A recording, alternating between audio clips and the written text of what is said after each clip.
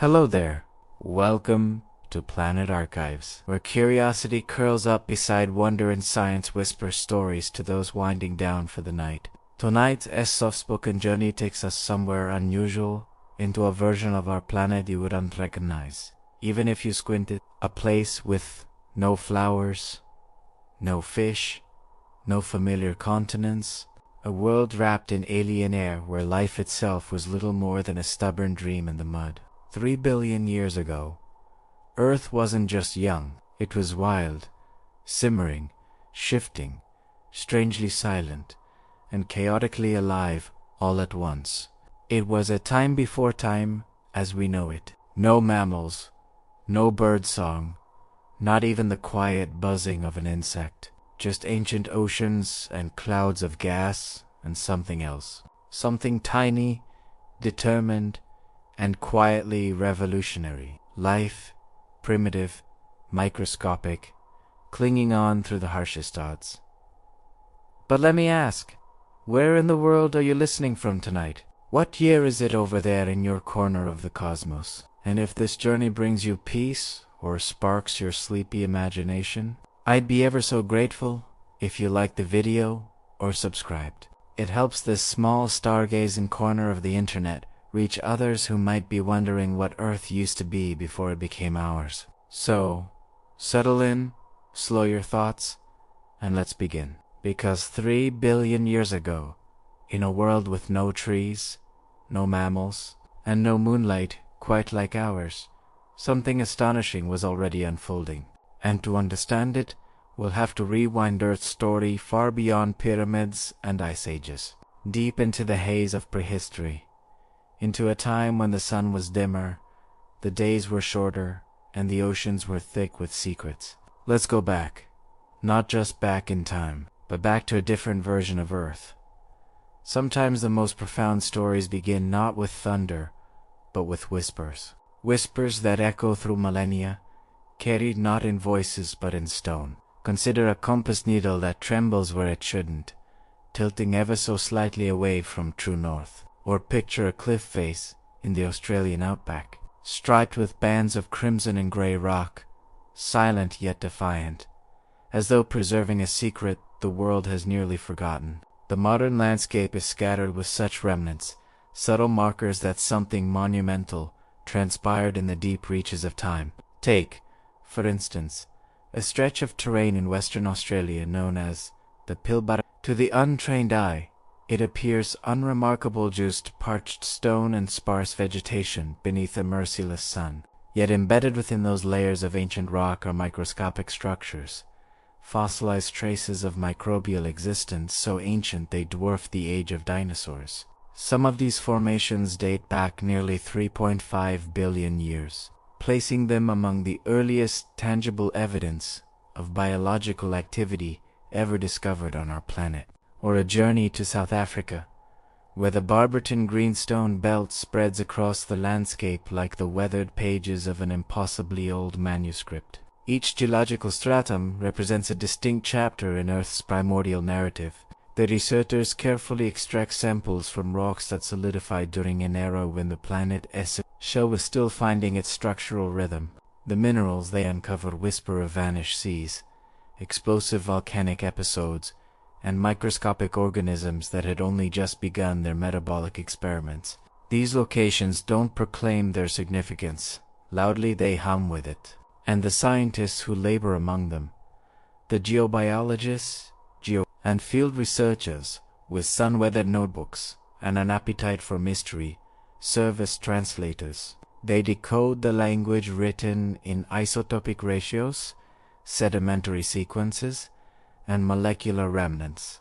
They pursue the faintest clues to reconstruct a world beyond our reach, yet one that still exists beneath our feet. One such scientist, William Shaw, peered through a microscope in the 1980s and observed hair-like formations embedded within rock that bore an uncanny resemblance to cyanobacteria. Skepticism greeted his announcement. Some dismissed the shapes as mere mineral artifacts, nothing more than geological coincidence. But as years passed, the new analytical techniques emerged: Raman spectroscopy, isotopic analysis, scanning electron, microscopic evidence accumulated, like sediment settling in a tranquil bay. Those weren't simple mineral anomalies.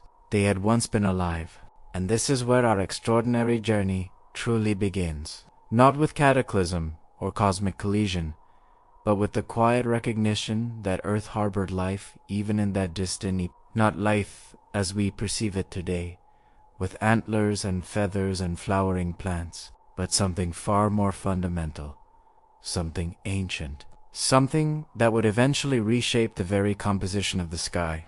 But to grasp what that truly means, we must abandon the familiar world we inhabit. We must envision Earth not as a sphere of azure oceans and bustling metropolises, but as a realm of extreme zillion, unrefined and impossibly resilient. 3 billion years ago, Earth rotated more rapidly. A complete day lasted closer to 14 hours than our familiar 24, and the moon loomed larger and nearer in the heavens, exerting its gravitational pull on tides that surged with far greater intensity than those we observe today. The sun burned dimmer, perhaps only 70% as luminous as now, casting a fainter radiance across a planet shrouded in a dense, murky atmosphere. Oxygen, at least not in the breathable form we depend upon, was absent from the air. Instead, the atmosphere consisted primarily of nitrogen, carbon dioxide, methane and ammonia, mixture more befitting a chemistry laboratory than a habitable environment. Continents as we understand them did not exist. Land appeared in scattered fragments, archipelagos of volcanic rock, rising and subsiding with the restless motion of nascent tectonic plates. Massive underwater volcanoes bubbled and hissed across the ocean floor, expelling heat and mineral-rich fluids into the dark waters. These were the hydrothermal vents, black smokers and white smokers each, serving as a crucible of chemistry, where superheated mineral-laden water collided with frigid seawater in a violent chemical exchange. And it was there, many researchers believe, that life may have truly established its first foothold.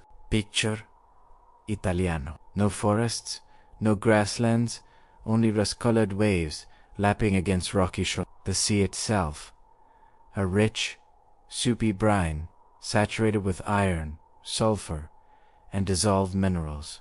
And somewhere within that primordial water, microscopic organisms, archaea and bacteria floated, divided, and gradually mastered the art of converting sunlight into chemical energy. These were the predecessors of photosynthetic life, and their domain was the ancient ocean. One of the great geological puzzles of this era involves what scientists term banded iron formations, those distinctive red and gray layers embedded in ancient rock across the globe. For generations, they confounded geologists. Why would the planet be littered with these iron-rich striations laid down in such rhythmic patterns? The answer, as it turns out, connects directly to one of life's earliest revolutions. You see, primordial Earth possessed oceans saturated with dissolved iron. The metal floated freely through the water like invisible particles suspended in solution. But then certain bacteria developed a remarkable capability. They learned to harness sunlight not passively, like plants absorbing warmth through a window, but actively, deliberately. In doing so, they released a novel gas as metabolic waste, oxygen. In our contemporary atmosphere, oxygen represents comfort and vitality. It is the breath of life itself. But 3 billion years ago, it was dangerous, even radical in the literal chemical sense.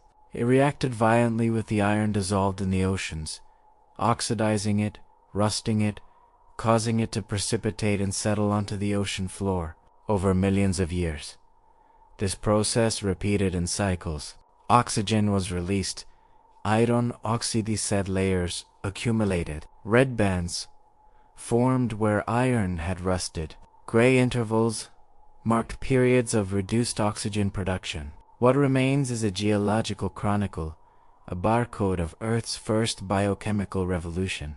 The bacteria responsible, likely cyanobacteria, those tiny blue-green architects of the future atmosphere, operated without conscious intent. They weren't executing a deliberate plan to create a breathable sky.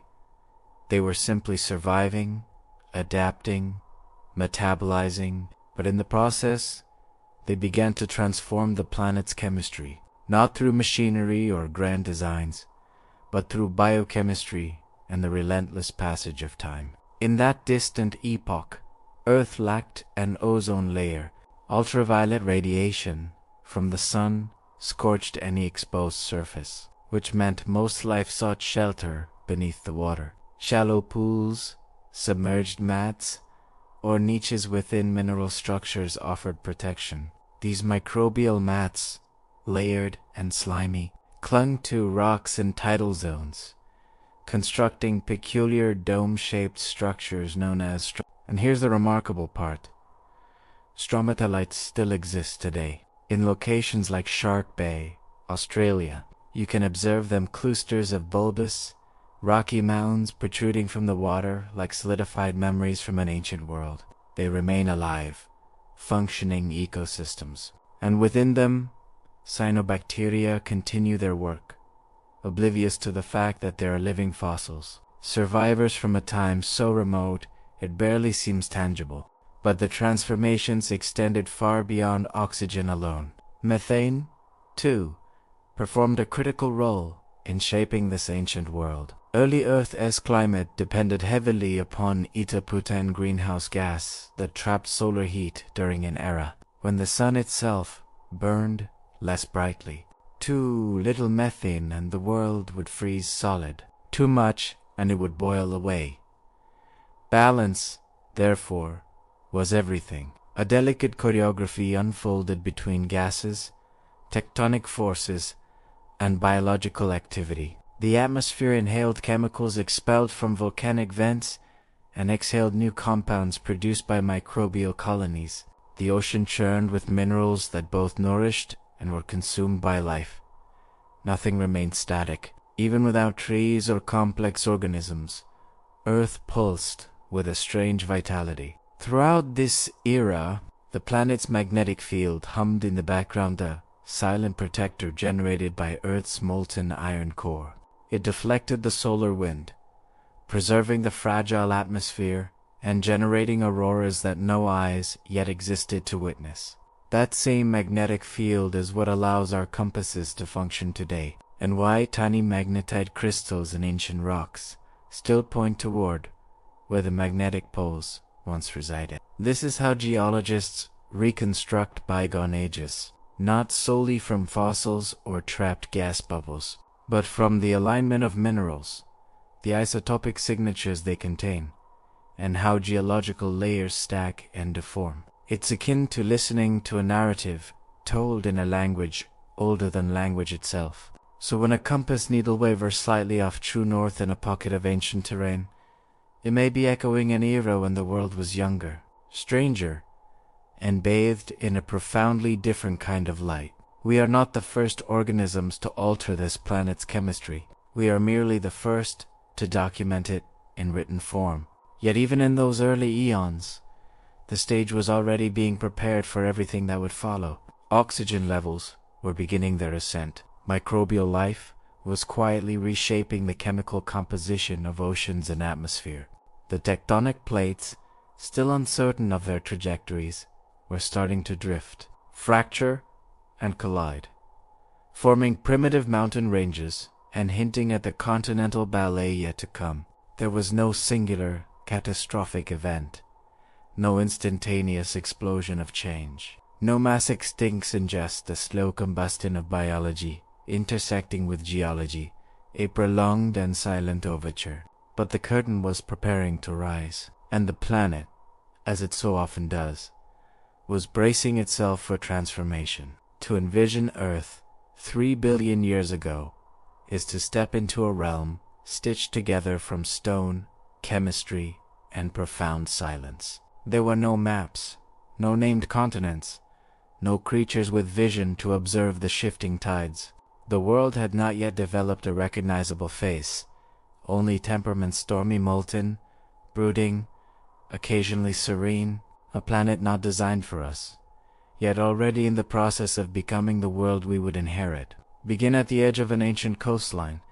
If such a thing can truly be identified, there are no beaches in the conventional sense, no seabirds overhead, no shells scattered across sand.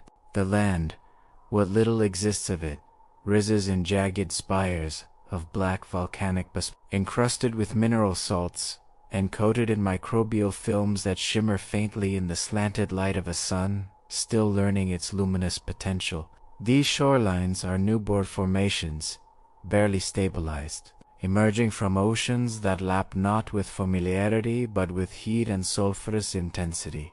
The water itself is not the clear blue we associate with vitality, but murky and mineral-rich, perhaps tinged with reddish-brown hues like rust suspended in liquid. It carries the scent of iron, of hesitant biology, of chemistry asserting itself before biology fully takes command. Every wave carries whispers of volcanoes and hydrothermal systems, plumes of metal-laden water billowing into the ocean's depths, feeding unseen microbes that treat sulfur and iron as nutrients rather than poisons. These are alien waters on a planet not quite Earth yet, at least not in the way we conceive of it.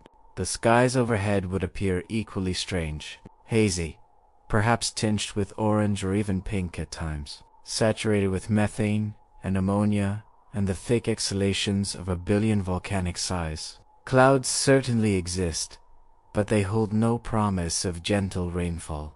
The atmosphere envelops the planet like a dense protective shroud, shielding it from ultraviolet bombardment, while simultaneously sealing in heat like a greenhouse constructed from gas and electrical discharge. And then there is the land itself, raw, fractured, splitting along young tectonic seams. There are no trees to sway in breezes, no grasses to soften stones' harsh edges. Only rock, ancient, and glistening with minerals that form exclusively under the most extreme conditions. Greenstone belts twist through the landscape like scars from primordial wounds, now frozen in geological time. These regions, such as the Pilbara in Australia or the Copwall Craton in South, among the oldest surviving fragments of Earth's crust. They are time capsules, geological memory etched into the planet's skeleton. If you could stand on this primeval Earth, you would hear almost nothing. No birds, no insects, no mammals. The silence would be absolute, interrupted only by the deep, distant rumble of volcanic activity or the crack of stone under tectonic pressure. It was not a world built for comfort, yet it was unmistakably alive. And life, despite overwhelming obstacles, had found its way. The earliest life forms were single-celled and microscopic. They left no bones behind, no footprints preserved in mud, but they altered the world in ways that skeletal remains never could. These ancient microbes clustered in mats, forming sticky biofilms that adhered to rocks, hovered near hydrothermal vents, or floated just beneath the ocean's surface where light was dim but sufficient. They absorbed chemicals, they released gases, they split molecules with patient, relentless precision. And over vast stretches of time, their metabolic whispers became planetary transformations. Some utilized sulfur in their metabolism, exhaling, foul-smelling compounds that would later influence oceanic chemistry. Others learned to consume iron or hydrogen. But perhaps the most revolutionary among them were those who mastered photosynthesis, not the modern version with chloroplasts and leafy structures, but a crude, primitive variant that nonetheless managed to release oxygen into the environment. These microscopic architects operated without awareness of their impact. They didn't comprehend that they were agents of change, but with every absorption of sunlight, they were altering the atmosphere in ways that would eventually prove catastrophic for nearly everything that preceded them. And still, they proliferated in shallow marine environments. Microbial mats thickened over time, layer upon layer, gradually constructing stony formations known as Imagine a dome built not from concrete or clay, but from countless generations of bacteria, each layer living atop the last, like a microbial metropolis stacked across millennia. These formations grew slowly, sometimes requiring centuries to rise just a few centimeters. Yet, they persisted, some even fossilized, leaving behind dome-shaped impressions in ancient limestone beds, testaments to life that refused to remain invisible. You can still visit living stromatolites today in a few rare locations. Shark Bay in Western Australia is one such place. There, the water maintains such high salinity that most modern predators cannot survive, allowing these ancient structures to endure. They offer a living window into a world that predates trees, insects, and even complex cellular organization. During that distant epoch, Earth's interior burned hotter, far more active than it is today. The mantle churned with fierce energy, and the crust remained thinner, more prone to fracturing and deformation. Tectonic plates existed in their infancy, yet they were already drifting, colliding, giving rise to chains of volcanic islands. These proto-continents bore little resemblance to the land masses we recognize today. They were rugged, largely barren, and constantly reshaped by the chaos churning beneath. There were no ice caps. The polar regions were likely warm. The equator, scorching rainfall, when it occurred, may have fallen as acidic precipitation, reacting with minerals in exposed rocks and etching new chemical pathways into the planet's surface. Rivers, where they managed to form, carried dissolved iron rather than the clear fresh water we consume today. The chemical weathering of rock by this acidic rain would, in time, play a crucial role in regulating Earth's temperature. It drew down carbon dioxide from the atmosphere, establishing a balance between land, air, and emerging life. This feedback mechanism is known today as the carbon silicate cycle, a slow, silent thermostat for the planet. And even 3 billion years ago, it was already operating in its earliest form. Simultaneously, the magnetic field generated by the churning of Earth's liquid outer core worked tirelessly in the background. Though weaker than today's field, it remained strong enough to deflect the worst of the solar wind's assault, helping the atmosphere remain intact. It served as a quiet guardian, invisible yet essential. Without it, the solar wind might have stripped the planet bare of its gaseous envelope, leaving Earth more akin to Marsdra, cold and lifeless. In the ocean's chemical gradients formed around hydrothermal vents. Superheated, mineral-rich water gushed from fissures in the seabed and encountered frigid ocean water, creating zones of intense energy and chemical complexity. Here, primitive microbes congregated, forming entire ecosystems based not on sunlight but on metabolic strategy, relying on chemical energy rather than photons. Even today, life thrives in these dark places, far removed from solar radiation, employing ancient metabolic methods inherited from an era when the world was young and the sky had not yet turned blue. And speaking of blue skies, there weren't any. Not yet. The sky of early Earth, rich in methane and devoid of oxygen, likely possessed a hazy quality, perhaps reminiscent of Titan, Saturn's orange-shrouded moon. It wasn't until oxygen began accumulating in the atmosphere that the sky cleared and acquired the familiar azure hue. This transformation, when it finally arrived, would be dramatic. But in this moment, 3 billion years ago, the sky still brooded, the sea remained rust, and life worked quietly beneath the surface. Temperature regulation presented its own enigma. The young sun burned fainter than it does today, a puzzle known as the faint young sun paradox. Logic suggests the planet should have been frozen, locked in perpetual glaciation. Yet geological evidence points to liquid water and warm climates. How is this possible? The answer lies once again in greenhouse gases. Methane and carbon dioxide formed a thick atmospheric blanket, trapping solar heat and compensating for the weak sunlight. Life, in turn, contributed to this balance by producing methane and altering atmospheric chemistry, actively shaping the very air surrounding it. The planet functioned as a feedback system, and life was already adjusting the controls. Yet despite all this, Earth remained fragile. A single shift in gas ratios, a sudden tectonic upheaval, or an influx of meteorite impacts could have altered everything. Indeed, the late heavy bombardment may have only recently concluded an era when the inner planets endured relentless asteroid strikes. Some scientists propose this bombardment delivered essential elements like water and phosphorus. Others wonder how anything survived at all.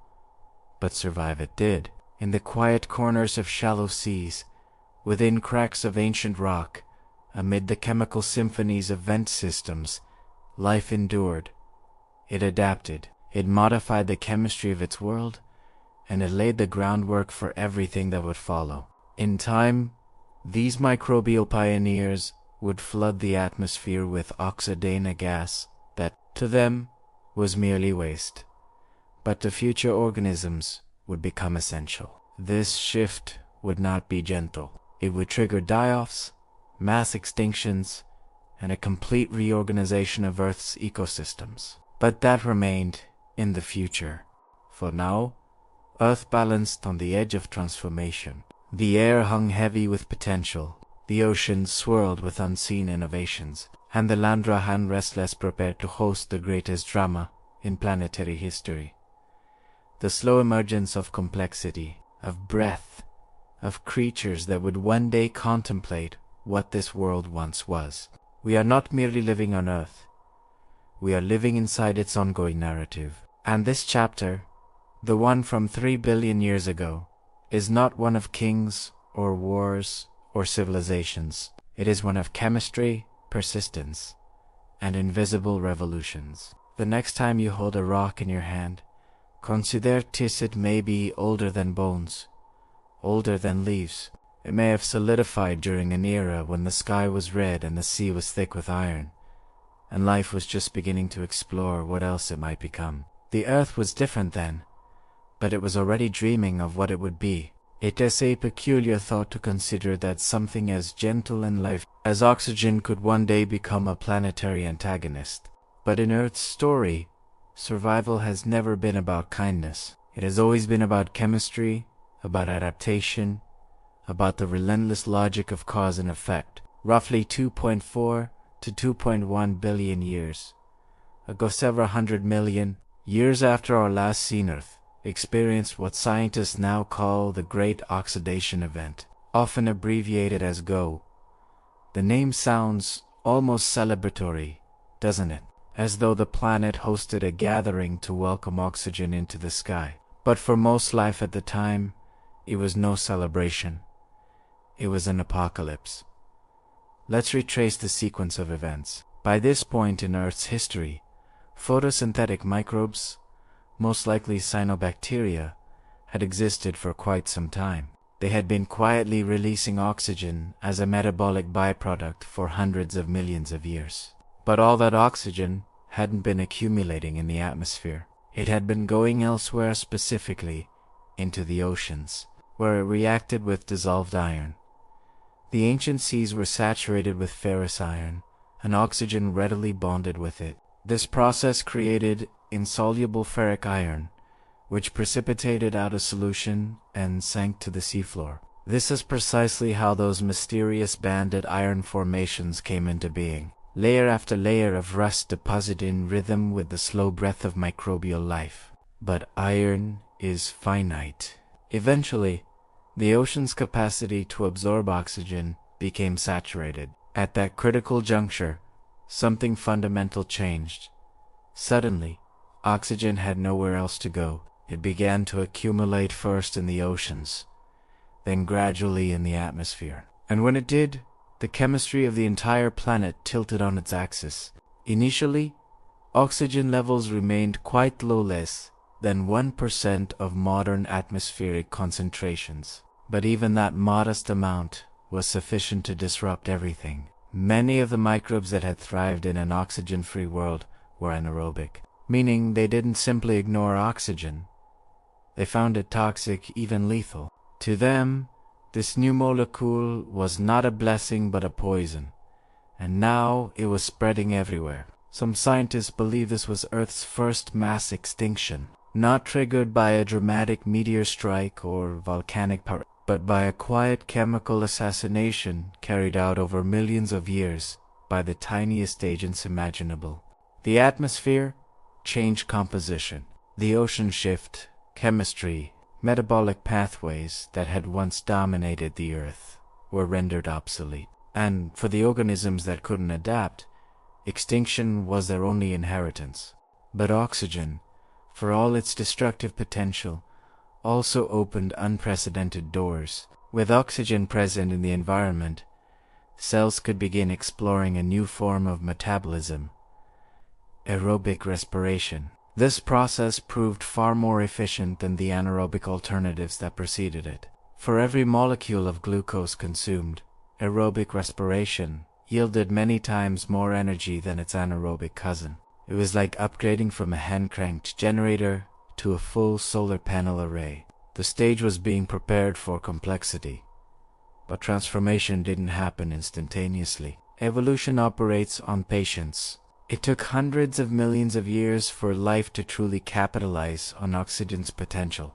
The first wave of oxygen may have caused chaos, but in its aftermath, Earth began shifting toward a new kind of stabilitat, least temporarily. Still, oxygen was not the sole player in this unfolding drama. As oxygen levels rose, methane levels likely plummeted. Methane, that potent greenhouse gas, had helped maintain warmth under a faint sun. But oxygen reacts vigorously with methane, converting it into carbon dioxide and water. And while CO2 is also a greenhouse gas, it's nowhere near as effective as methane at trapping heat.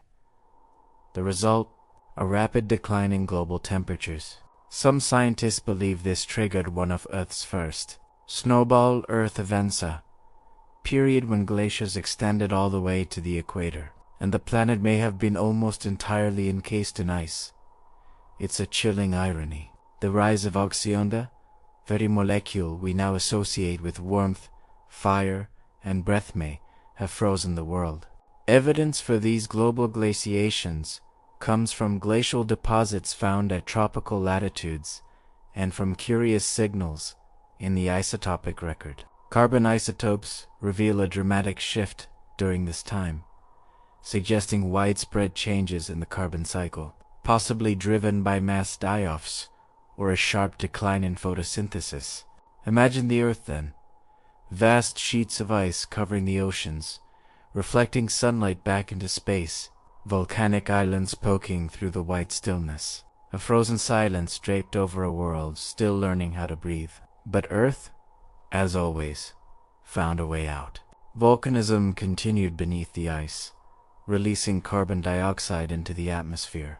With no liquid water to absorb it and no photosynthesizing life to sequester it, CO2 levels climbed. Over millions of years, the planet warmed, the ice retreated, and the cycle resumed. This interplay: oxygen, methane, carbon dioxide, temperatures, the heartbeat of Earth's deep past, a slow, erratic rhythm, a climate system shaped not just by solar radiation and orbital mechanics, but by microbes and minerals. And in the midst of it all was the invisible work of evolution. One of the most intriguing consequences of this oxygenation was the emergence of cells, organisms with complex internal structures, including nuclei and organelles. Unlike the simpler prokaryotic cells that came before them, eukaryotes were like miniature cities, compartmentalized, efficient, and capable of extraordinary diversity. They may have originated through a process known as endosynthesis, in which one cell engulfed another, and the two began coexisting not as predator and prey, but as partners. Over time, these internal guests, once free-living bacteria, became organelles like mitochondria and This was not a single moment, but a slow unfolding, a series of improbable accidents that together gave rise to a new branch on the tree of life, one that would eventually lead to algae, fungi, animals, and humans. But the trigger, the spark that set this new trajectory in motion, was oxygen. It is one of Earth's great paradoxes. The very substance that annihilated vast populations of life also laid the groundwork for everything to come. It cleansed and cleared. It destroyed and delivered. It was not a singular event, but a phase shift, a tip in a balance in a planetary experiment already billions of years underway.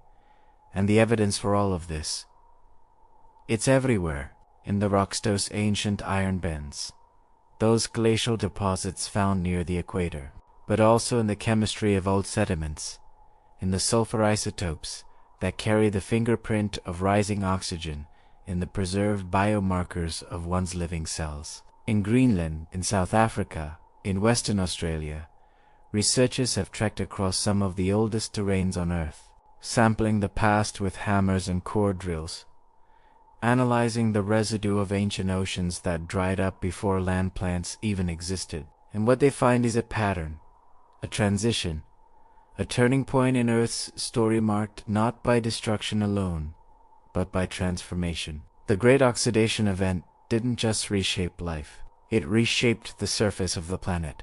Iron formations gave way to red-bed sedimentary rocks, stained by iron oxides, formed in oxygen-rich conditions. The very color of Earth's surface changed. What had once been gray and black became rusted, oxidized, tinted with the breath of microbes, long gone. It's no exaggeration to say that the world became red because of bacteria. And all of this, the oxygenation, the glaciation, the emergence of complex cells, was still just the prelude. Earth's deepest dramas were still ahead. But in this era, roughly 2.4 billion years ago, the rules changed.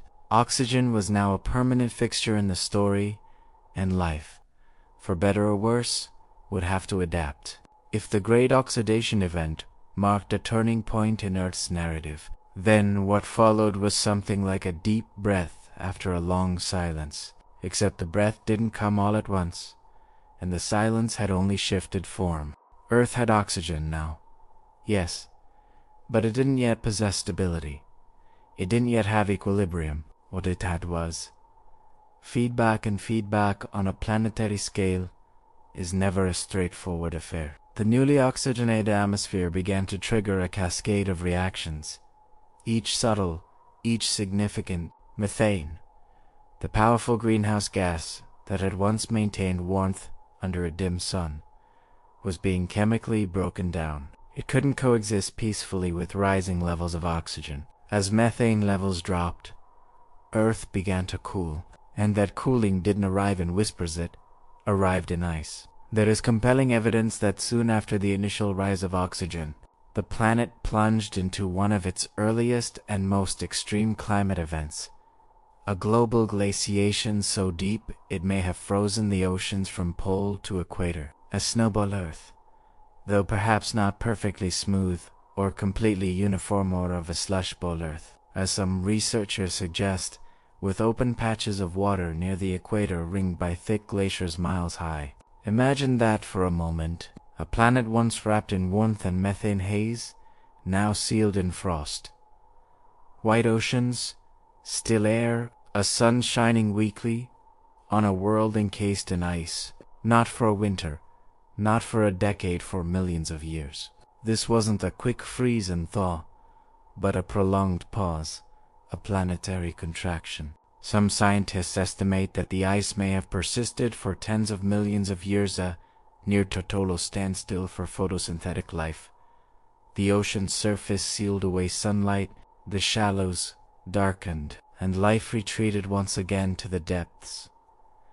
Hydrothermal vents, subsurface, brine pockets, anywhere warmth and nutrients could be found. And yet, Earth didn't remain frozen forever. Why?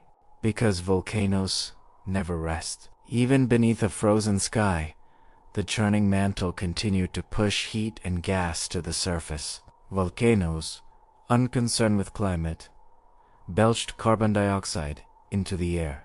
And with no forests or plankton to absorb it, that CO2 built up slowly, inexorably, like steam inside a sealed vessel. Eventually, the greenhouse effect returned not as a trickle, but as a flood. Temperatures rose. Glaciers cracked. The great white stillness began to melt, retreating across the face of the earth like a tide going out. And when the oceans reopened, when the skies cleared just a little, life surged forward again. Not the same life, not the same chemistry, but life, nonetheless. We see the echoes of this transition preserved in the isotopes left behind. Carbon, sulfur, molybdenum, and iron all carry subtle signatures that reveal changes in oxygen levels, ocean acidity, and global temperature. These elemental whispers, locked in ancient sediments, act like instruments in an orchestra still echoing across billions of years. They tell a story not of chaos, but of response, because Earth is not static. It is not just a backdrop to life. It is a participant, and this feedback between life and atmosphere, between rock and water, is what makes our planet so extraordinary. Other worlds may have volcanoes. Some may even have oceans. But this give and take between biology and geology, is what makes Earth, Earth. Oxygen continued its slow rise after the first great wave, not as a steady climb, but impulsive bursts, long plateaus followed by sudden increases. It would take over 1 billion years before oxygen reached even a small fraction of today's levels. And through all that time, life experimented. Cells diversified. Some clung to anaerobic habits. Others learned to adapt. Some grew larger, more complex. Still others learned to collaborate. One of the great innovations of this era was symbiosis, not just between cells, but between life and environment. Consider the rise of eukaryotes, complex cells with internal architecture. Their emergence didn't just change biology, it changed what biology could do. These new cells had nuclei to store and protect DNA. They had mitochondria once, independent bacteria that now churned out energy in exchange for shelter. They had flexibility, structure, and potential. And slowly, these new forms of life began to diversify. They branched into lineages that would, billions of years later, give rise to fungi, plants, and animals. But in this moment, this quiet period following planetary chaos, they were still microscopic, still floating in oceans where oxygen hovered like a storm on the horizon. And then another mystery unfolds. Roughly 1.8 billion years ago, oxygen levels stabilized again, but not at modern concentrations. Instead, they plateaued. For hundreds of millions of years, they hovered at a fraction of today's concentration. This strange pause is sometimes referred to as the boring billion, an era in Earth's Middle Age where not much appeared to change. Evolution slowed, oxygen stagnated, the climate cooled and stabilized, compared to the violent transformations that came before and after.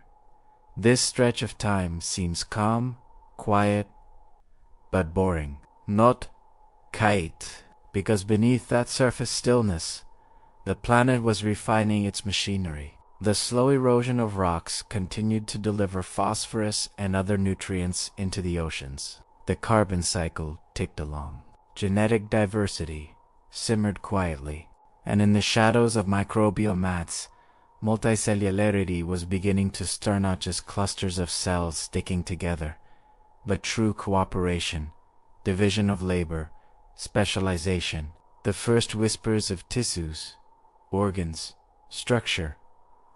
Life wasn't idle. It was preparing. Meanwhile, The geological record shows signs of tectonic shifts. Supercontinents began to form and break apart. Rodinia, one of Earth's earliest continental assemblies, rose and stretched across the globe, rearranging ocean currents, climate patterns, and nutrient flows. Mountains formed and were ground down. Rivers cut through rock and carried elements to the sea. Feedback again, on a grand scale. And all the while, oxygen waited in the wings. It had not disappeared.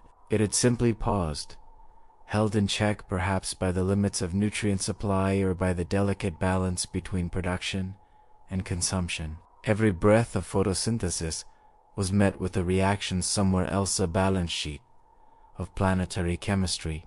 But balances don't last forever. Eventually, near the close of the Proterozoic EM, roughly 800 to 600 million years ago, something shifted again. Oxygen levels began to climb once more, slowly at first, then more dramatically. This second wave of oxygenation, sometimes called the Neoproterozoic oxygenation event, would pave the way for the rise of animals. The exact trigger remains debated. It may have been tectonics, delivering more nutrients to the oceans. It may have been a change in microbial metabolism, or perhaps it was simply time, the slow accumulation of genetic, geological, and chemical readiness reaching a tipping point. Whatever the cause, the result was unmistakable. The Earth became, once again, a world in flux. And with oxygen now rising for the second time in planetary history, the stage was set for the Ediacaran biota, strange and beautiful menagerie of soft-bodied organisms, unlike anything alive today. Their fossils, found in Namibia, Newfoundland, and Australia, reveal quilted fronds, discliforms, and enigmatic spirals pressed into ancient seabeds. These were not yet animals as we know them.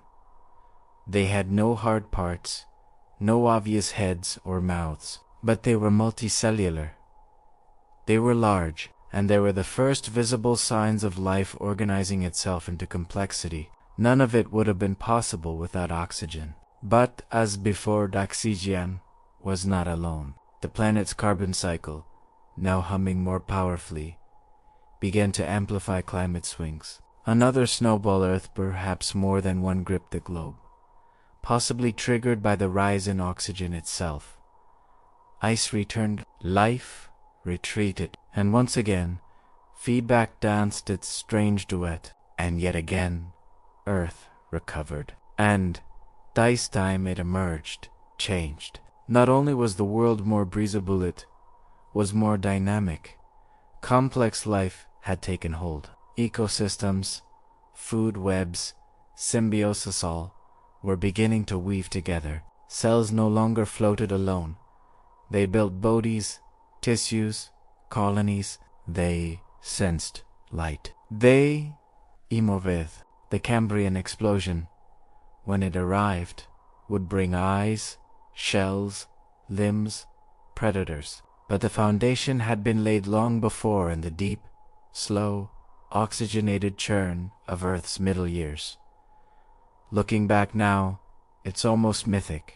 The rise of a molecule that shaped the sky, froze the oceans, killed the old, and seeded the new. A gas that acts both as breath and blade. A substance so ordinary to us now that we forget its past was anything but peaceful.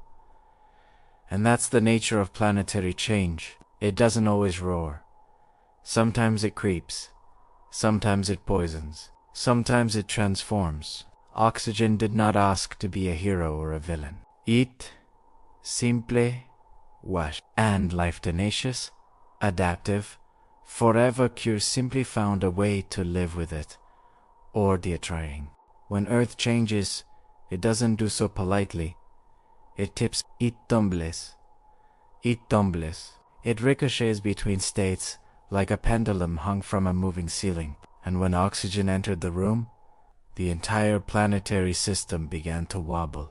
The great oxidation event was not a single moment, not a neat vertical line on a timeline labeled before and after.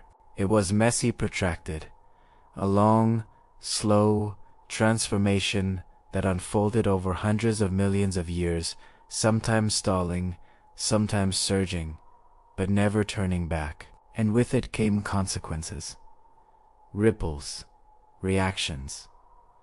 The first was chemical. Oxygen, now freed from its aquatic prison and drifting up into the air, didn't remain idle. It reacted with everything. It oxidized, exposed minerals. It transformed metals. It triggered weathering reactions in rock that had never seen its touch. Old surface chemistries disappeared. New ones were born. The land, such as it was, began to blush with rust. But beneath the surface, the consequences were even more profound. Deep in the ocean's darkened layers, an invisible war broke out, a war of molecules and metabolism.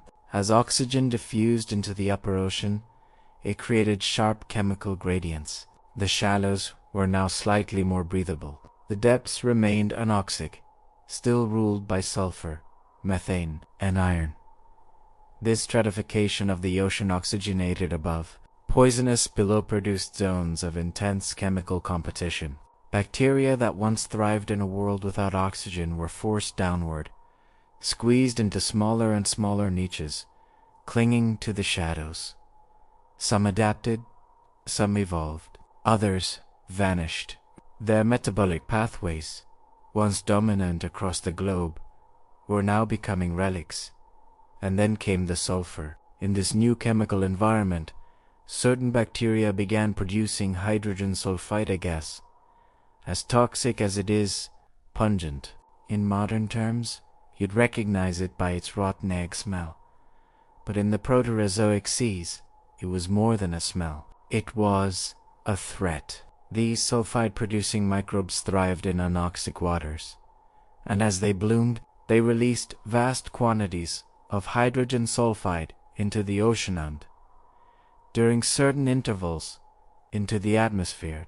This phenomenon is known as euxenia condition, where water is both anoxic and rich in sulfide, and it can be devastating. Hydrogen sulfide is deadly to most forms of aerobic life. It binds to proteins.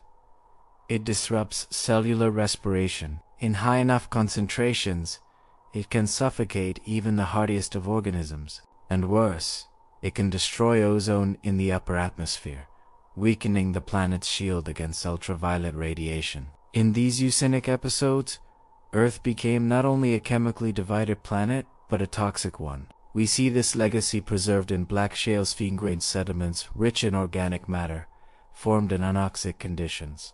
These rocks are more than fossils. They are the breath of ancient microbes, the residue of a poison sea. And the poison didn't stop at the shoreline. As oxygen struggled to rise in the atmosphere, methane levels, once the planet's primary greenhouse gas, continued to fall. Methane is many times more effective than carbon dioxide at trapping heat. So when oxygen oxidized it into less potent CO2 and water, the planet's thermostat shifted dramatically. The result was cooling and, perhaps even the first of Earth's great glaciation. The Huronian glaciation, which occurred shortly after the Great Oxidation event, may have been triggered by this very feedback. As oxygen stripped methane from the air, the greenhouse weakened, temperatures plummeted, ice crept across the globe.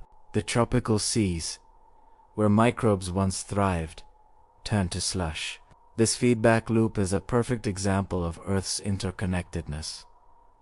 Microbes change the air changes the climate alters habitats, habitats shift species, species shift chemistry, and chemistry begins the loop again. There is a haunting elegance to it, and through it all, life endured. Not everywhere, not unchanged, but it endured. Many of the anaerobic organisms, those that couldn't tolerate oxygen, were driven into isolated environments. Deep sediments, hot springs, volcanic soils. They became extremophiles, living relics of an earlier world. Others evolved new metabolic tools, new proteins, new enzymes to cope with oxidative stress. You can still find their descendants to the bacteria that flourish without oxygen, tucked away in deep-sea vents or underground, quietly keeping the memory of an older Earth alive. Meanwhile, the newly oxygenated world opened doors for evolutionary innovation. With oxygen came the possibility of oxidative metabolism, a far more efficient way to produce energy. This allowed cells to grow larger, to support more complexity, to build internal structures. This metabolic leap didn't happen overnight. It required a long prelude of trial and error, of mutation and selection. But it happened, and one of the outcomes was the appearance of eukaryote cells with nuclei, organelles, and internal compartmentalization. The earliest eukaryotes were likely small, still sick, and still living in microbial mats or planktonic communities. But they were different. They were modular, flexible, capable of things no prokaryote had ever dreamed. The rise of eukaryotes marks one of the great transitions in the history of life. And while oxygen wasn't the sole cause, it was certainly a catalyst. Without it, the energetic demands of complex cells would have been impossible to meet. But oxygen, as always, gave with one hand and took with the other. The surface of the planet changed. Minerals oxidized, rocks weathered, rivers carried new elements into the sea: phosphorusa, molybdenum, trace metals, all of which shaped microbial ecosystems. The oceans themselves changed color and flavor. Where once they shimmered with dissolved iron, now they sparkled with new chemistry. And in the sedimentary layers, we see this shift, the transition from banded iron formations to red beds, continental rocks stained with oxidized iron. The very ground turned red, not because someone painted it, but because microbes changed the sky. The rusting of the planet is one of Earth's most visible scars, a reminder that invisible life, given time, can reforge a world. And the atmosphere, it didn't become breathable all at once. For a long time, oxygen levels remained low, perhaps 1 or 2% of today's levels. Not enough for animals, not enough for fire, just enough to tip the scales. And so Earth entered a strange toilatan in between time, where oxygen was present but feeble, where complexity stirred in the margins, and where the old and new ecosystems coexisted in fragile balance. This was not a post-apocalyptic wasteland. It was a transition zone, a laboratory, and in that lab, life began to try new things. Some microbes formed colonies. Others experimented with multicellularity.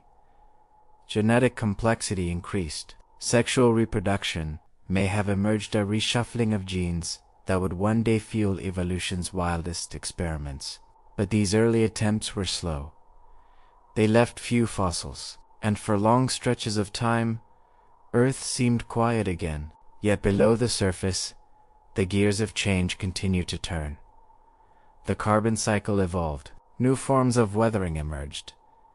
Nutrient delivery to the oceans changed, and feedback loops, always ticking, set the stage for future upheaval. The planet was no longer what it had been. It had shed an older skin and emerged, blinking, into something unfamiliar. The age of oxygen had begun. The age of oxygen had begun. But like any new age, it was not without conflict. Oxygen was not a passive backdrop, a quiet guest that arrived and took its seat. It was active. It was reactive. It didn't just blend into the environment. It changed it, reshaped it, reordered it at every level. The biosphere responded slowly, strangely, not with a roar of innovation, but with countless small experiments, some dead ends, some foundations for the future. And the Earth, for its part, responded too. Geology does not sleep through revolution. The same oxygen that permitted cellular energy to flourish also sparked transformations in stone. With oxidative weathering now active on a global scale, minerals that had previously been stable began to dissolve. Soils became more dynamic. Rivers carried new solutes into the sea. Metals phosphates, clays redesigning the very chemical soup in which life evolved. And the iron, that ancient ocean-borne iron, once freed adrift in vast quantities through the water, now found itself bound by oxygen, trapped, precipitated, removed. The great iron mines of the modern world, those that fuel steel, bridges, ships, satellites, all come from these ancient deposits laid down during this transition. The consequences for marine ecosystems were enormous. Many of the original inhabitants of Earth's oceans were adapted to higher and low oxygen conditions. They depended on chemistry that now vanished from their world. Some organisms migrated downward, seeking shelter in deep anoxic layers where oxygen could not reach. Others adapted, evolving ways to use new elements or to resist oxygenous toxicity. Some simply faded into extinction. But in the shallows, in those thin slivers of oxygen-rich water near the surface, new life flourished. This was the beginning of the oxygen oasis, localized zones of breathable water where the old world and the new collided. Within these zones, microbial mats began to shift in composition. Cyanobacteria dominated. New microbial consortia formed. It was like a rehearsal for modern ecosystems, written in the microbial key. And still, the consequences kept layering. The shift in ocean chemistry made trace metals like molybdenum, zinc, and copper monofilaments essential to the enzymes that power complex cellular functions. With them came new metabolic potential. Life began to experiment not only with how it breathed, but with how it grew, how it divided, how it coordinated. Oxygen didn't just permit larger cells, it permitted better ones. It enabled biochemical specialization. It allowed cells to invest in complexity not just for survival, but for interaction. And in the long run, this created space for multicellular life. Not as a miracle, but as a series of accidents that worked. Yet the world was still unstable. The atmosphere oscillated between calm and chaos. Oxygen levels fluctuated, sometimes high enough to support aerobic life, sometimes crashing low again, poisoned by resurgent sulfur or methane. These were not stable centuries. They were jaggedy. One of the culprits was Earth's sulfur cycle. As sulfate levels increased in the ocean as a consequence of oxidative weathering on land, sulfate reducing, bacteria boomed. These microbes produced hydrogen sulfide as waste, contributing to eugenic conditions, that toxic mix of anoxia and sulfide that turned large swaths of the ocean into chemical kiddie zones. These episodes of euxenia left behind sulfur isotope signatures in sedimentary Rocard ratios that act like fingerprints, proving that not only was the world oxygenating, it was also responding in complex, often hostile ways. There is even some evidence that these eugenic intervals might have reached the atmosphere, releasing hydrogen sulfide into the air. At high concentrations, this gas can strip away ozone, allowing lethal UV radiation to reach the surface. For early eukaryotes, this would have been catastrophic. Perhaps one reason multicellularity remained a fringe strategy for so long. Still, life persisted in pockets, in crevices, in environments too complex to fully kill. And even amid these crises, the seeds of cooperation were growing. Eukaryotic cells became more common. The fossil record, still sparse, begins to show signs of larger, more organized structures, perhaps colonies, perhaps tissues. It's hard to say, but the direction is clear. The Earth's climate, too, was caught in the feedback. The oxidation of methane, the expansion of carbon burial via organic-rich shales, the drawdown of CO2 via weathering, all of it contributed to global cooling. The Huronian glaciation may have been the first, but it was not the last. At least 3 major glacial events are recorded in the late Proterozoic, each more severe than the last. These weren't just chilly winters. These were planetary hibernations. Ice at the equator, glaciers grinding mountain ranges, the tropics buried under snow. And in the quiet that followed each freeze, oxygen surged again, because when the earth froze, photosynthesis declined. CO2 from volcanoes accumulated unchecked. The greenhouse effect strengthened. The ice and photosynthetic life, starved and stretched thin, returned with vengeance. Each cycle was a lesson, a rehearsal, a test of biological endurance. By the end of these wild oscillations, life had changed. Cells had become more sophisticated. Genetic material was more diverse. Metabolic flexibility had increased. And most important of all, cooperation between cells, true multicellularity, had arrived. Somewhere in these glacial interludes, the first complex multicellular organisms emerged. They weren't fast, they weren't armored, they didn't hunt, but they were organized. The Ediacaran biota, appearing around 600 million years ago, marked a quiet revolution. They absorbed nutrients from the water, spread their flat bodies across seafloor mats, and left soft impressions in the sediment. Their remains were delicate, rarely fossilized, but they are real, and they are different. They speak of a new world, a world where oxygen is no longer the threat, but the medium. A world where biology no longer just survives, but builds. The chain reactions that began with the Great Oxidation Event had reshaped the oceans, the atmosphere, the rocks, and the genes. They had winnowed the possibilities of life and opened new ones. They had created space not just for survival, but for structure. And structure would soon bloom into motion, into behavior, into ecosystems with depth. But those are stories for another night. Because here, at the close of the immediate aftermath, Earth stands changed, not healed, not finished, but different. It is a planet with breath, with storms and silences shaped by biology, with rocks stained by the waste of cells too small to see, with skies cleared not by magic, but by chemistry, with oceans that have tasted both rust and poison and still find a way to carry life forward. The Great Oxidation Event wasn't just a turning point. It was a declaration that life doesn't just live on Earth, it writes it, one molecule at a time.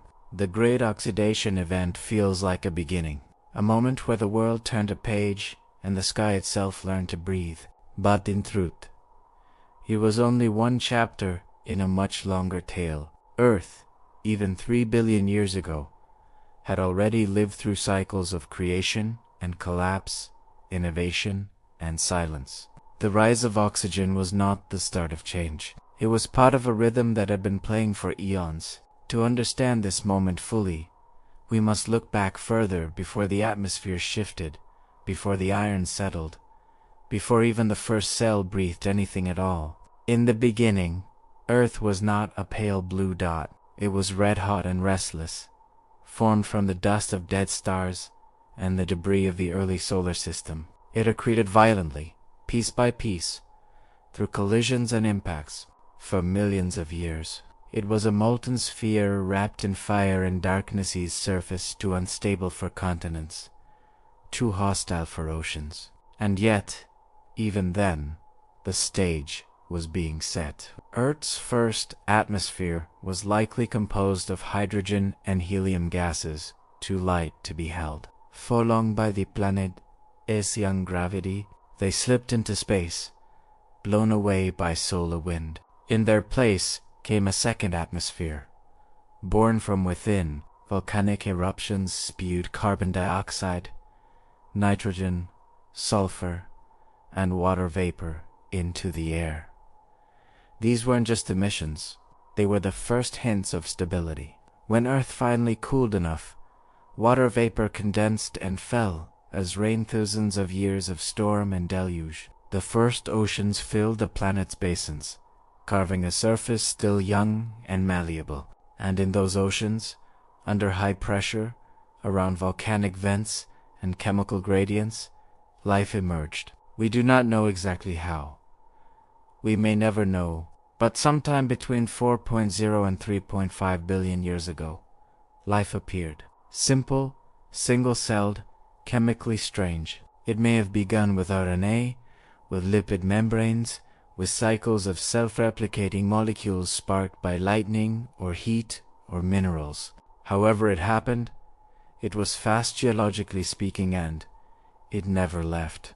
By 3.5 billion years ago, we find signs of stromatolites layered microbial mats that trap sediment and form rocky domes. We find isotopic signatures of carbon processed by living things. We find hints, clues, suggestions that even in Earth's most ancient days, life had already gained a foothold. This is the first pattern. Life emerges quickly when given the chance. It may take different forms. It may hug hydrothermal vents or cling to clay, but it finds a way. It is opportunistic, resourceful, and once it arrives, it begins to reshape its environment. The second pattern is this. The environment always pushes back. In the early Archean, life was limited by chemistry. There was no oxidantly the gases that volcanism provided. Early cells adapted to anaerobic conditions. They developed metabolisms based on sulfur, iron, or methane. But they were also vulnerable, dependent on delicate balances, restricted to narrow ecological niches. As photosynthesis evolved first perhaps in purple bacteria, then later in cyanobacteria, the game changed. These organisms could use sunlight directly to split water and release oxygen. And while that oxygen was first absorbed by oceanic iron, it was destined to change the sky. This wasn't a single innovation. It was the first major disruption, the first mass extinction, the first global transformation caused by life itself. But it wasn't the last, because Earth's history is not a steady march toward complexity. It is a sequence of interruptions.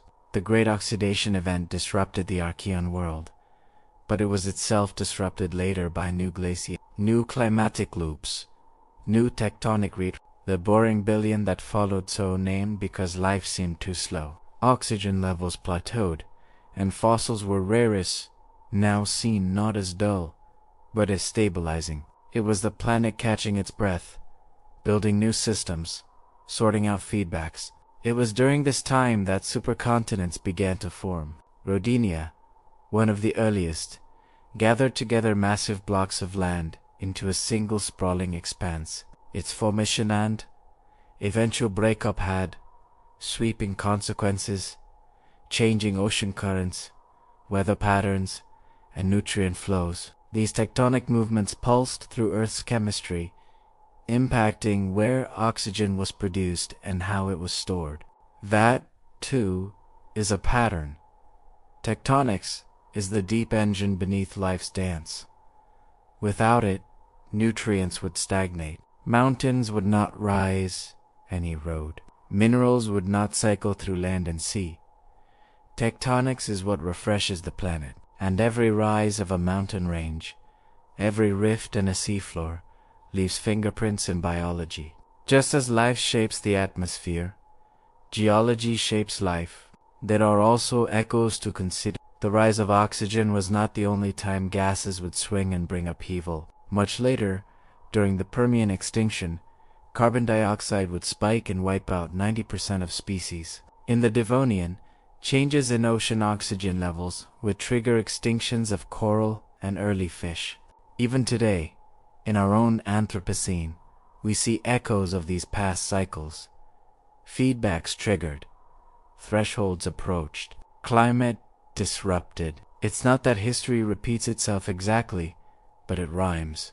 Patterns of rise and fall, of balance and breach, are written into the rock. Life expands, reshapes the environment, and is pushed back. Then it adapts, recovers, and begins again. Evolution isn't a straight line.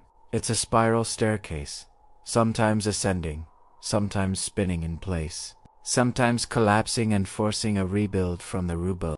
The Great Oxidation Event, viewed from this wide angle, is part of that spiral. It was not unique in its disruption, but it was foundational. It set the precedent for what would come later. The idea that tiny life forms could fundamentally rewrite a planet's geochemistry is not just astonishing, it's sobering. Because we often think of life as fragile, as at the mercy of volcanoes and asteroids. And often it is, but sometimes life is the asteroid. Sometimes life brings its own extinction not by malice or mistake, but simply by being too good at surviving, too good at changing its. Oxygen was a byproduct of survival. It was never the goal, yet its accumulation changed the temperature, the ocean structure, the mineral cycles, and ultimately the course of evolution. It created winners and losers. It rewrote the script, and this brings us to a deeper idea, a humbling one. What if Earth's history isn't about species at all?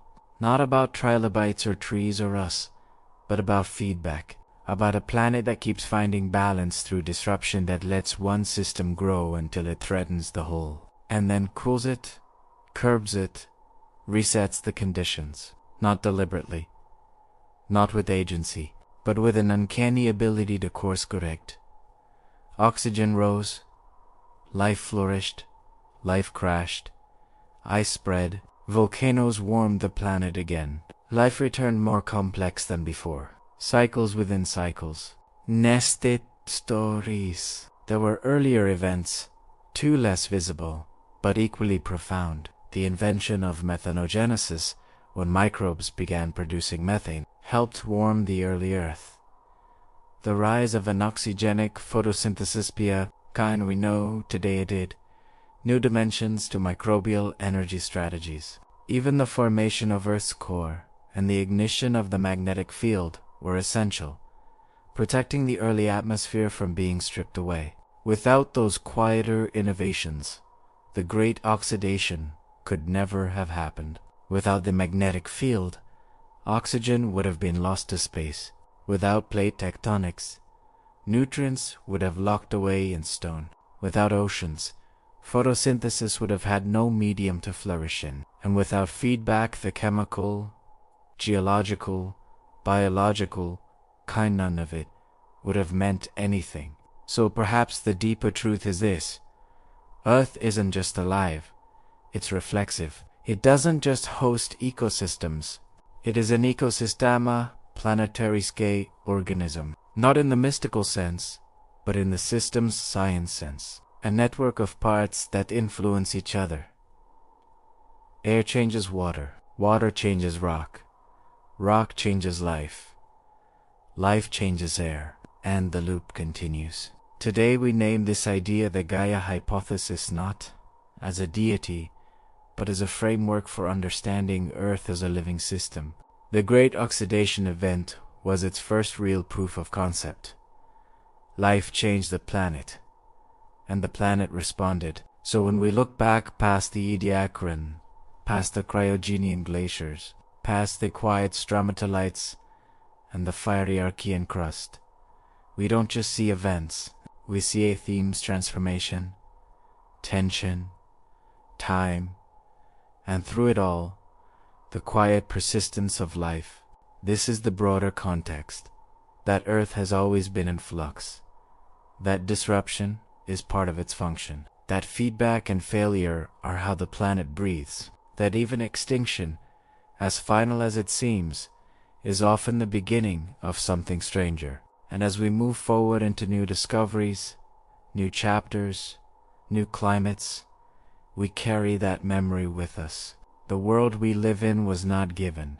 It was forged again and again in fire and ice, in oxygen and silence, in light and in chemical dark. It was made not just by cataclysms, but by cells, not just by explosions, but by the slow, stubborn work of life.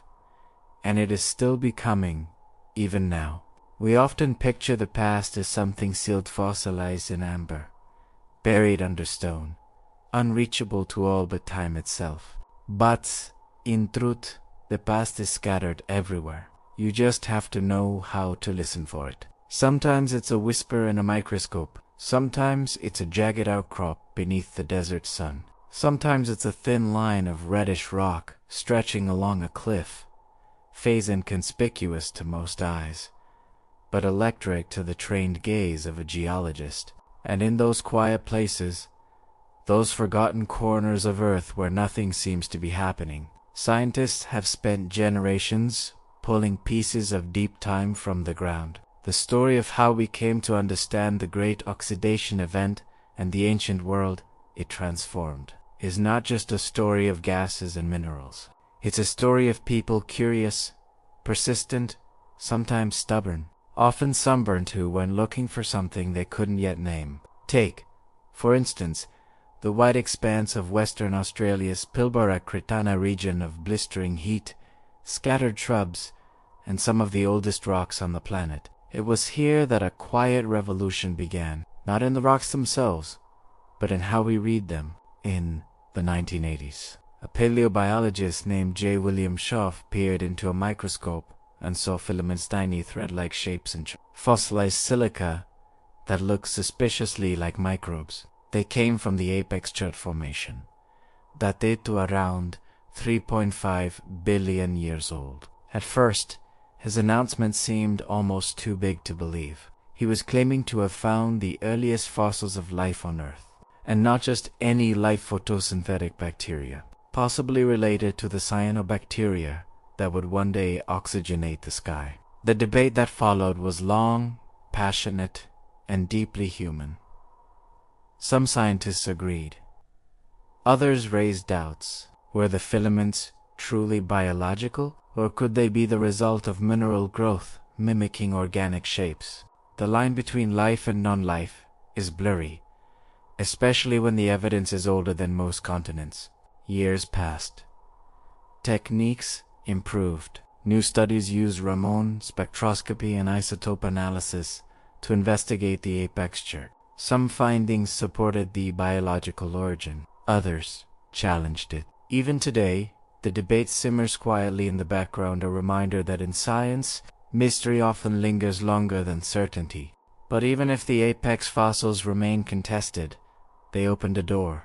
They showed that the search for early life was possible, that it was worth digging in the harshest, oldest, least hospitable parts of the world.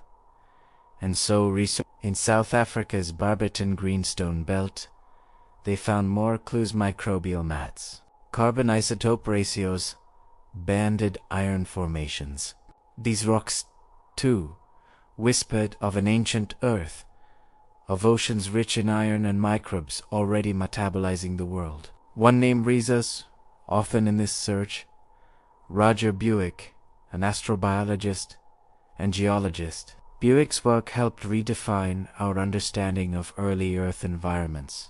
He studied the Asua supercrystal belt in Greenland and the Hammersley Basin in Australia, revealing chemical evidence of early photosynthesis and the first signs that oxygen had begun to leave its mark. But perhaps even more striking was the shift in how scientists began to read the rocks not as inert, silent slabs, but as layered narratives, as books written in iron and sulfur, carbon and silicon. To read a rock, after all, is to read in the language of pressure and time. In Canada's Tamagami region, deep drill cores revealed ancient sediments rich in iron, deposited in rhythmic layers, the banded iron formations. Geologists puzzled over them for decades.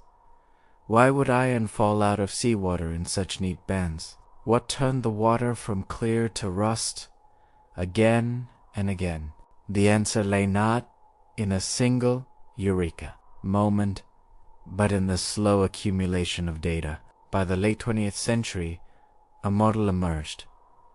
Early oceans had been saturated with dissolved iron. Then, as oxygen-producing microbes released their gas, that oxygen reacted with the iron, forming rust. The bands, it seemed, recorded pulses of oxygen, perhaps tied to seasonal blooms of cyanobacteria, or too long, slow changes in ocean currents and nutrient flows. This realization changed everything. The rocks weren't just showing that oxygen existed. They were showing that it changed the ocean, that it built the sediments we now use to piece the past together. It was around this time that a new generation of scientists began asking a deeper question. Not just when did oxygen appear, but how fast did it accumulate? Was the rise smooth, chaotic? Did it happen once, or in waves? Enter isotope geochemistry, one of the most powerful tools in Earth history's toolbox. By measuring the ratios of different isotopes, versions of elements with different numbers of neutrons, scientists can infer past conditions. Sulfur isotopes, in particular, became a crucial clue. In oxygen-free environments, sulfur undergoes certain reactions that produce distinctive isotope signatures. But when oxygen levels rise, those reactions change.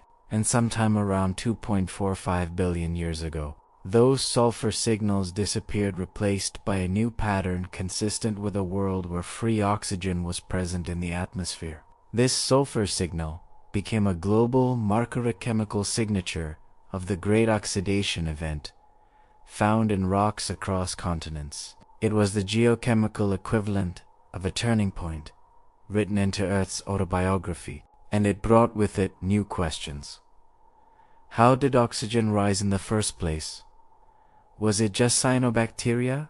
Were tectonics involved? Did the burial of organic carbon play a role by preventing oxygen from being used up? One of the most influential figures in this line of inquiry was Donald Canfield, a geochemist who proposed a new model of Earth's oxygenation history in the 1990s. He argued that the ocean remained largely anoxic long after oxygen appeared in the air, that for over 1 billion years, deep waters were dominated by sulfide and iron, not oxygen. This model, now known as the Canfield Ocean, suggested that early Earth was more chemically complex than we'd thought, that oxygenation wasn't a clean sweep, but a patchwork of slow, lurching process marked by fits, stalls, and strange intermediate states. Other researchers added their own threads to the story. Timothy Lyons explored how trace metals like molybdenum and vanadium responded to oxygen levels, using them as proxies for ancient redox conditions. Shuhai Zhao investigated early multicellular life and the environmental shifts that may have supported it. James Farquhar refined our understanding of sulfur isotope anomalies and what they say about early atmospheric chemistry. Together, their work formed a course not in perfect harmony, but in shared pursuit, a scientific symphony unfolding across labs, deserts, glaciers, and ocean floors. And always there were the rocks, waiting, watching. Each time a new core sample was drilled, a new isotope analyzed, a new microfossil image, it added one more note to the music of Earth's deep past. And while many of these discoveries happened in labs, some of the most moving moments occurred out in the field. Imagine a graduate student in Greenland hammering at a rock half buried in snow, unaware that the sample they collect will later reveal an isotopic signature 3.8 billion years old. Imagine a geochemist hiking through the Namibian desert, sweltering under the weight of water, notebooks, and hope. Imagine a paleontologist brushing dust from a flat stone and realizing, suddenly, that the pattern beneath their fingers is not random, it's cellular. These are not scenes from movies. They are real. Real. And they happen not because of luck, but because of persistence.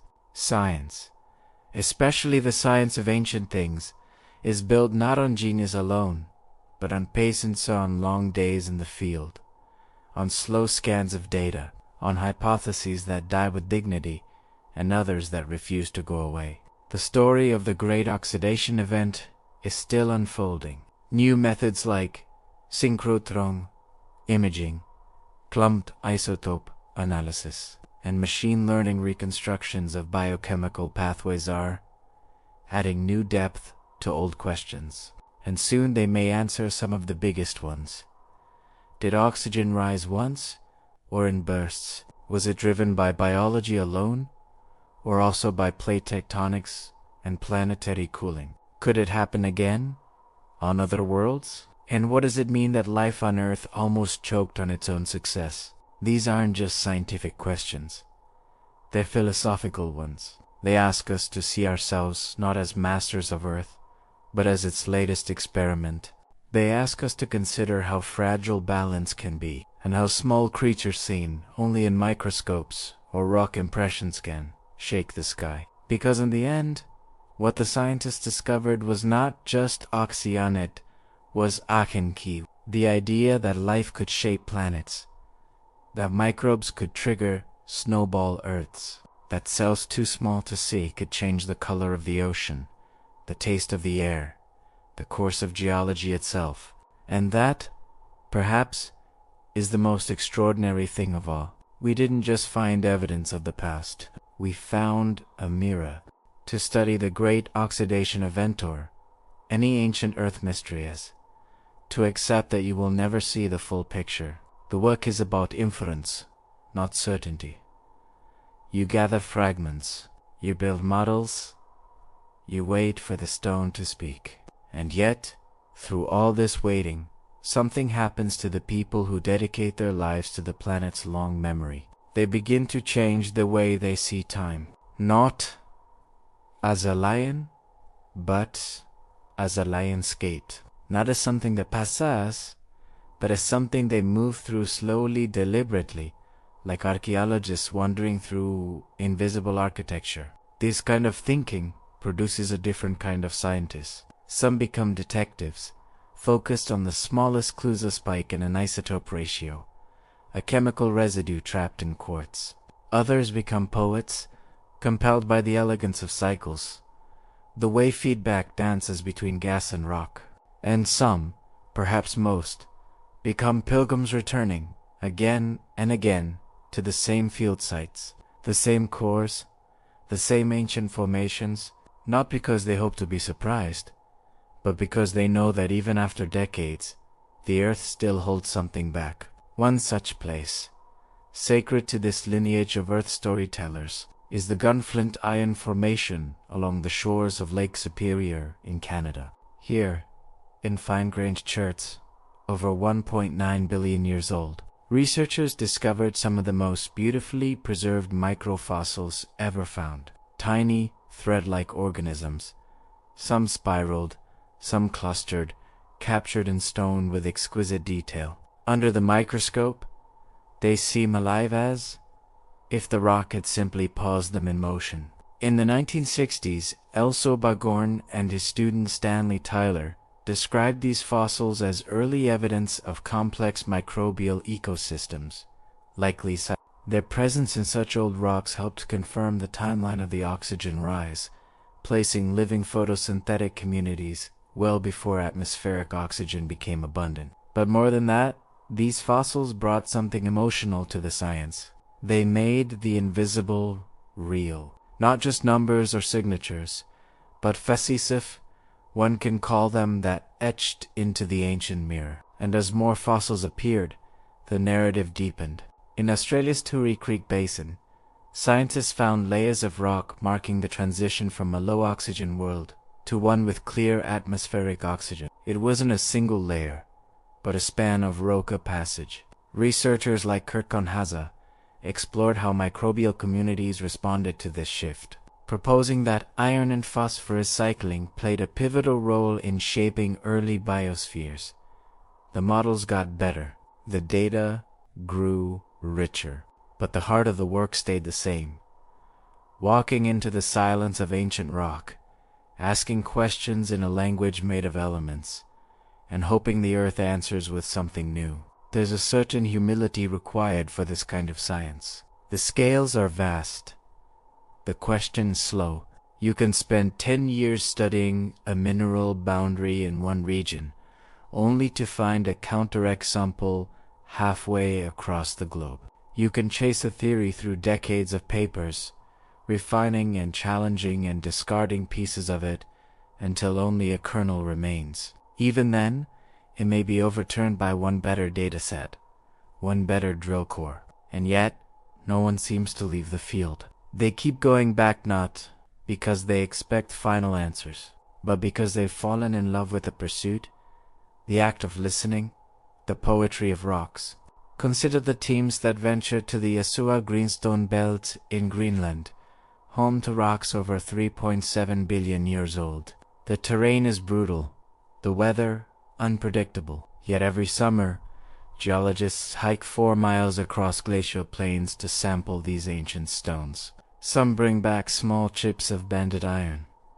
Others see graphite grains carbon that may be biological, maybe not. The samples are tiny, the journey immense, and still they go. Because that graphite, if biological, is among the oldest evidence of life on Earth. And if it's not, if it turns out to be then we've learned something just as profound that some carbon signals we thought we understood might have been misleading. And that forces us to refine the entire toolkit of deep biosignature detection. This is not failure, this is calibration. And it echoes far beyond Earth. Because as we develop tools to study our own planet's ancient transitions, we're also building the instruments that will one day search for life on Mars, on Europa, on exoplanets, dozens of light years away. The techniques used to study the great oxidation event, sulfur isotope fractionation, redox-sensitive metal analysis, microfossil imaging GAR, the same ones we'll use to ask, is life elsewhere possible? So in a way, these geologists, these paleobiologists, these isotope chemists aren't just telling Earth's story. They are writing the introduction to a much bigger one. But the discoveries don't only happen in the field. Some of the most striking breakthroughs have come from labs, universities, and quiet offices where datasets grow into models in computer simulations, breathe motion into static assumptions. Researchers like Noah Planavsky, for instance, have helped revise our timelines of oxygenation using clever proxy measuring elements like chromium and uranium in ancient sediments to reconstruct how oxygen moved through water and air. His work revealed that low levels of oxygen may have existed much earlier than we thought, suggesting the rise was not sudden, but prolonged and spatially patchy.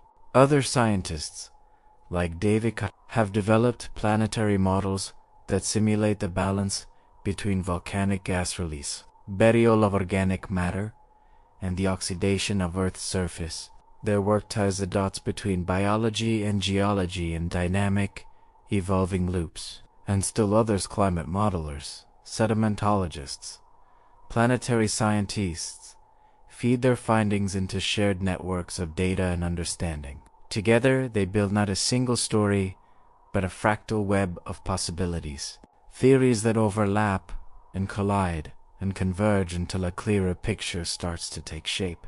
And what that picture shows is this: that our breathable air, our vibrant oceans, our stable climates are not default settings. They are the result of a billion-year balancing act, initiated not by animals or plants or even the Earth itself, but by microbes who had no idea what they were doing, and the humans who discovered this. They, too, did not begin with full understanding.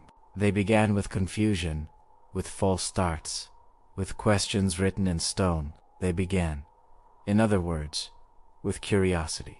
And it's curiosity, more than anything, that threads through this long chain of discovery. It is what drives a field scientist to camp beside a frozen river just to reach a particular outcrop. It's what drives a lab technician to run the same isotope test 20 times, chasing a margin of error that others would call trivial. It is what drives theorists to model oxygen concentrations on imaginary planets, just to test whether life must produce a signal like ours. Because the stakes aren't just academic, they're existential. If Earth's breathable air was made by accident, by life changing its environment beyond recognition, then what about us? What happens when life becomes geological again? When humanity, with its carbon emissions and habitat transformations and atmospheric to leave fingerprints as lasting as the banded iron formations? In a strange way, the story of the Great Oxidation Event folds forward as well as back. It teaches us that feedbacks matter, that small things accumulate, that atmospheres respond, that thresholds once crossed are not always reversible. And this is why these scientists keep going, why they return to the Pilbara, the Isua, the Gunflint, the deep cores from Russia and China and Wyoming. They're not just seeking the past. They're learning how to see the present with clarity, with humility, with awe, and with the understanding that the most powerful forces in Earth's history have never been the loudest, but the quietest. Microbes, sediment, slow breaths of gas, and now us. The most people, a rock is a rock, but to someone fluent in Earth chemistry, that rock is a record, a time, a memory vault full of molecular echoes waiting to be opened. And in the study of Earth's distant past, especially events as immense and ancient as the rise of oxygen, chemistry becomes more than a discipline. It becomes a language once spoken in ratios, in isotopes, in elements that drift and bond and settle into place like actors in a slow-moving play. This is where our journey turns technical, but not cold.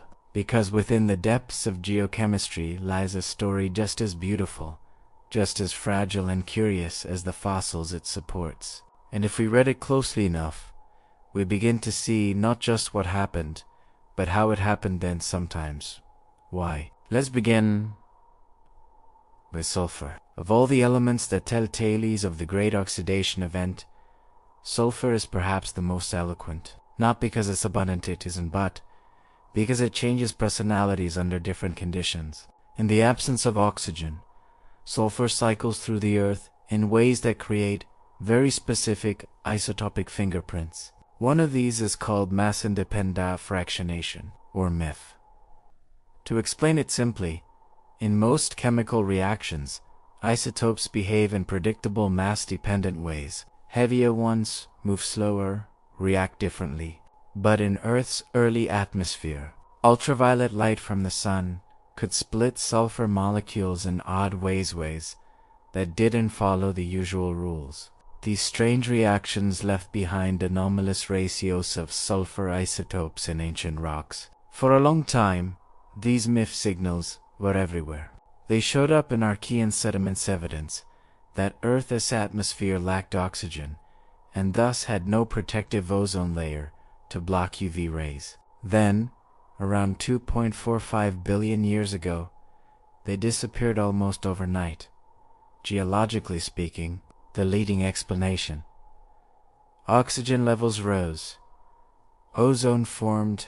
UV light could no longer penetrate deeply into the atmosphere. And those strange sulfur reactions, like old dialects, faded from the chemical conversation. This disappearance of MIF is one of the cleanest geochemical markers we have for the great oxidation event. It doesn't just tell us that oxygen appeared, it tells us when Earth's sky itself changed. But sulfur isn't alone. Next, there's carbon. In the carbon cycle, the burial of organic carbon is key to understanding how oxygen accumulates. When photosynthetic organisms like cyanobacteria use sunlight to fix carbon dioxide into sugars, they release oxygen as a byproduct. But if that organic material later decays, the oxygen gets reabsorbed. It's only when dead biomass is buried locked away in sediments that oxygen can stay free in the atmosphere. This is what geologists call a carbon burial efficiency problem.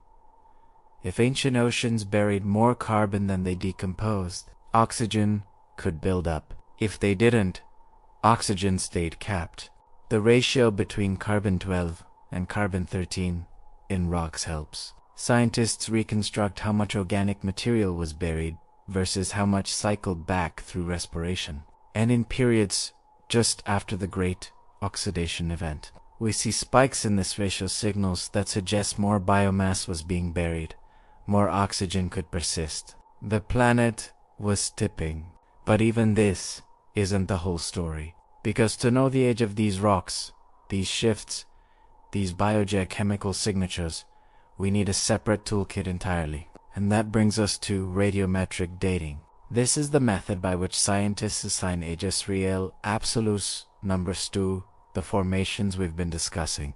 Not just relative orders like before or after, but timestamps: 2.45 billion years, 1.88 billion years, 720 million years. The most common technique for ancient rocks is uranium-lead dating, often performed on zircon crystals. Zircon is incredibly durable.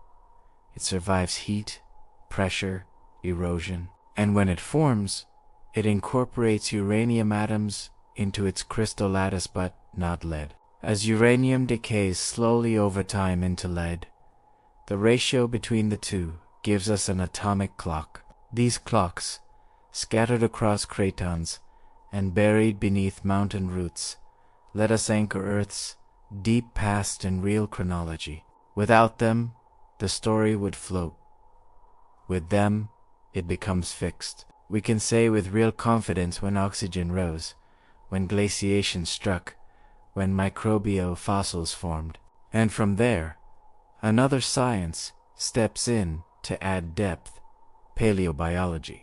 This is where we stop talking only about gases and start talking about life. Paleobiologists study the remnants of ancient organisms, not just their shape, but their ecology, their behavior, their chemistry. They examine stromatolites for signs of community structure. They analyze cell wall residues for lipid bites. They peer into cherts and shales to find preserved microbial textures.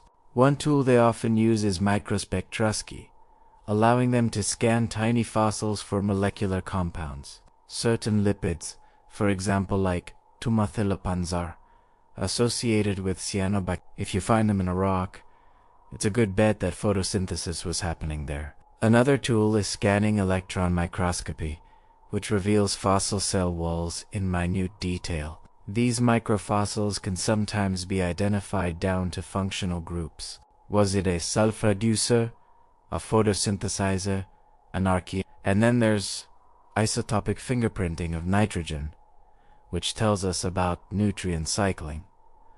Was nitrogen being fixed biologically?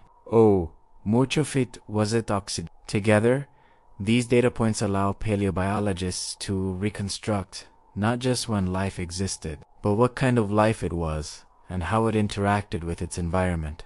And through all of this, one truth becomes clear: no signal stands alone. It's the convergence of data from sulfur, carbon, nitrogen, uranium, and the fossil record that lets scientists build a coherent picture. Like painters working from scattered brush strokes, they blend data until a shape emerges. That shape becomes a map of early Earth. But even then, something is missing, because understanding the past isn't just about knowing what was. It's about understanding how it behaved. What were the drivers? What were the feedbacks? This is where climate modeling enters the stage. Modern researchers build simulations of ancient Earth, inputting variables like solar intensity, greenhouse gas concentrations, albedo from ice sheets, ocean circulation patterns. These models are tested against known geological records. Do they produce snow?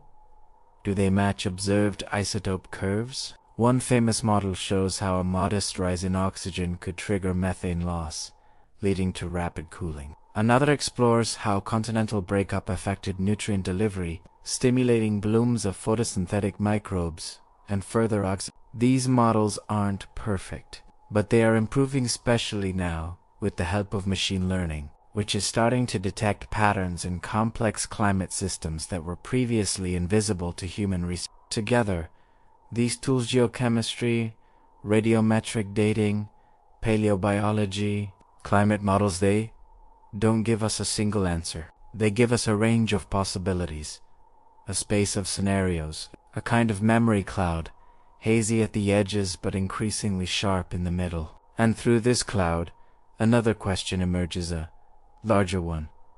If Earth's oxygenation was driven by life, and life altered the entire planet, could it happen somewhere else? This is what astrobiology, a science born from the ashes of astronomy, biology, and geology, steps forward. Astrobiologists take the lessons of Earth and project them outward. They ask, What would an oxygenation event look like on an X? Could we detect its chemical fingerprints with a telescope? Could we one day see another world mid-transition? Its oceans rusting, its skies shifting, its life building a new atmosphere. Some of the upcoming space missions like LAVOIR and HABAX are designed to do just that. To look for oxygen, methane, and other biosignature gases in distant atmospheres. To search not for life itself, but for the chemical echoes of life's breath. And in this way, the Great Oxidation Event becomes more than just a chapter in Earth's history. It becomes a template, a kind of cosmic pattern, a story that might be playing out right now, somewhere in the quiet cold of another solar system, where a small blue-green dot is learning to breathe. The deeper we dig into Earth's past, the more we come to see it as a series of balancing acts, delicate and dynamic, measured not in hours or seasons, but in millions of years. The rise of oxygen was one of those rare planetary-scale moments when the balance tipped and never quite returned. But even today, our planet is still adjusting, still echoing from that ancient event. And the systems that keep it stable, the carbon cycle, the nitrogen cycle, the water cycle, the biological pump, the feedback loops that tie mountain weathering to ocean alkalinity, are not static structures. They are living patterns, constantly in motion, responsive to the smallest nudge or largest surge. Understanding them requires tools both precise and philosophical. Take the silicate weathering feedback, for example, a mechanism by which carbon dioxide is drawn out of the atmosphere over long. When rain falls on silicate rocks, it slowly dissolves them, forming bicarbonate ions that wash into the ocean. Their organisms use them to build carbonate minerals, locking carbon away. This process is temperature sensitive. The warmer the planet, the faster the reaction. In this way, Earth cools itself over geologic time. Scientists have modeled how this system may have helped modulate Earth's temperature during the Great Oxidation Event. As methane declined and CO2 became the dominant greenhouse gas, silicate weathering may have gradually lowered carbon levels, contributing to a cooling trend that fed into the Huronian glaciation. But the reverse is also true. When continental weathering slows, perhaps due to glaciation or tectonic quiescency, O2 can rise again, warming the planet and ending the Ice Age. This back-and-forth pattern becomes a kind of planetary, breath shallow and slow, but vital. Another system is the biological punta way in which life in the oceans sequesters carbon. Phytoplankton in the surface waters photosynthesize, absorbing CO2.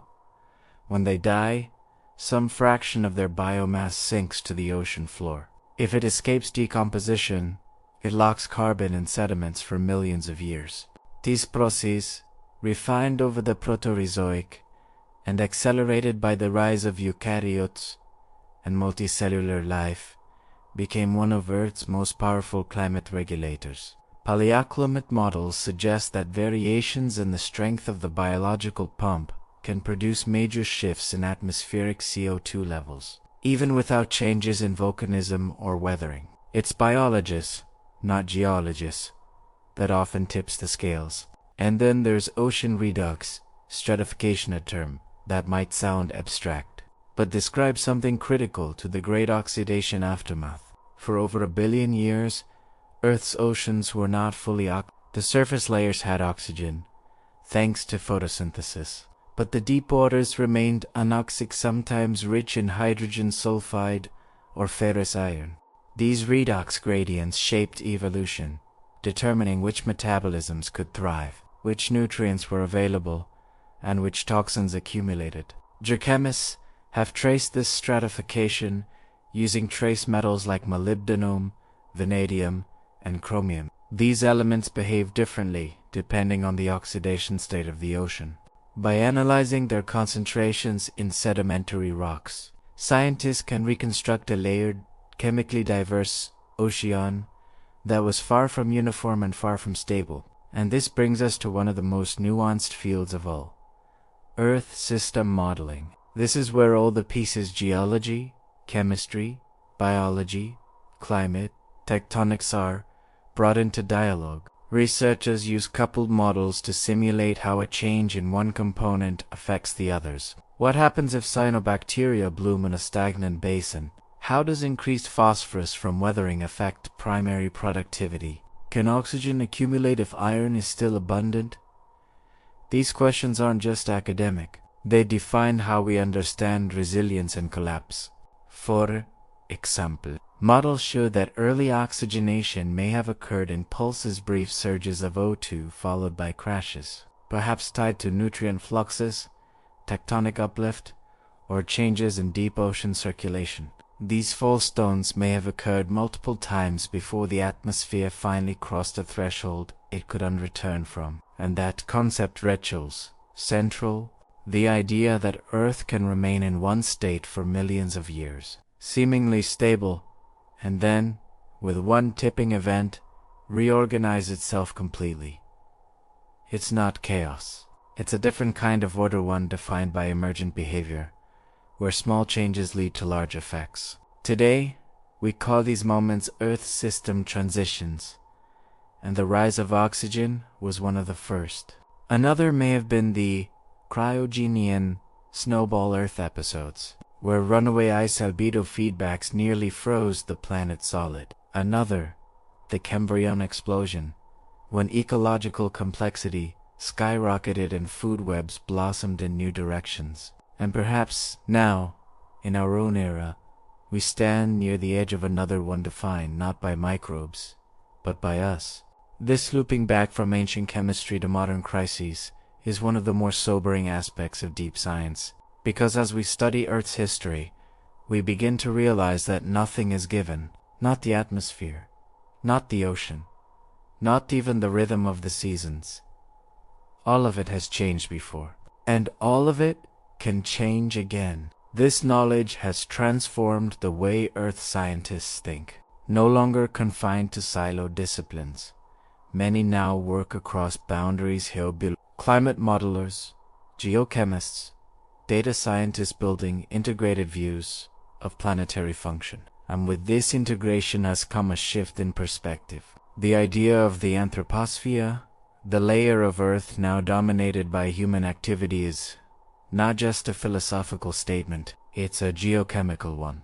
Human emissions of carbon, our rearrangement of nitrogen, our disruption of the phosphorus cycles are real, measurable changes in Earth's system dynamics. We are no longer observers. We are participants. And so, in a strange looping symmetry, we find ourselves echoing the cyanobacteria of old, unintentionally altering the sky, testing the balance, triggering new feedbacks we barely understand. But unlike those microbes, we have something they did not. We have data, models, simulations, cores, fossils. We have stories carved in stone and coded in isotopes. We have the ability to see not just where we are, but where we might go. And perhaps, in time, we'll come to see that the lessons of the Great Oxidation Event are not just about oxygen. They're about transformation. They're about complexity emerging from simplicity. They're about the unexpected power of the small, and perhaps most of all, they're about attention dakai, that listens to whispers in rocks, that builds models from fragments, that recognizes when the atmosphere begins to turn. In that way, Earth sciences are not just a study of the past. They're a kind of listening, a way of being in relationship with the planet not as its master, but as its student. And if we are quiet enough, humble enough, persistent enough, we may hear what it's been trying to say all along, that life is a force, that change is inevitable, that balance is temporary, and that even across billions of years, even across mass extinctions and glacial tombs and volcanic firestorms, this planet remembers. And it responds, always. When the Earth changed, it didn't announce itself with there was no sudden dawn, no headline moment, no singular day. when the sky turned blue and the air became breathable. The rise of oxygen was slow, irregular, haunted by reversals, and its aftermath was even slower.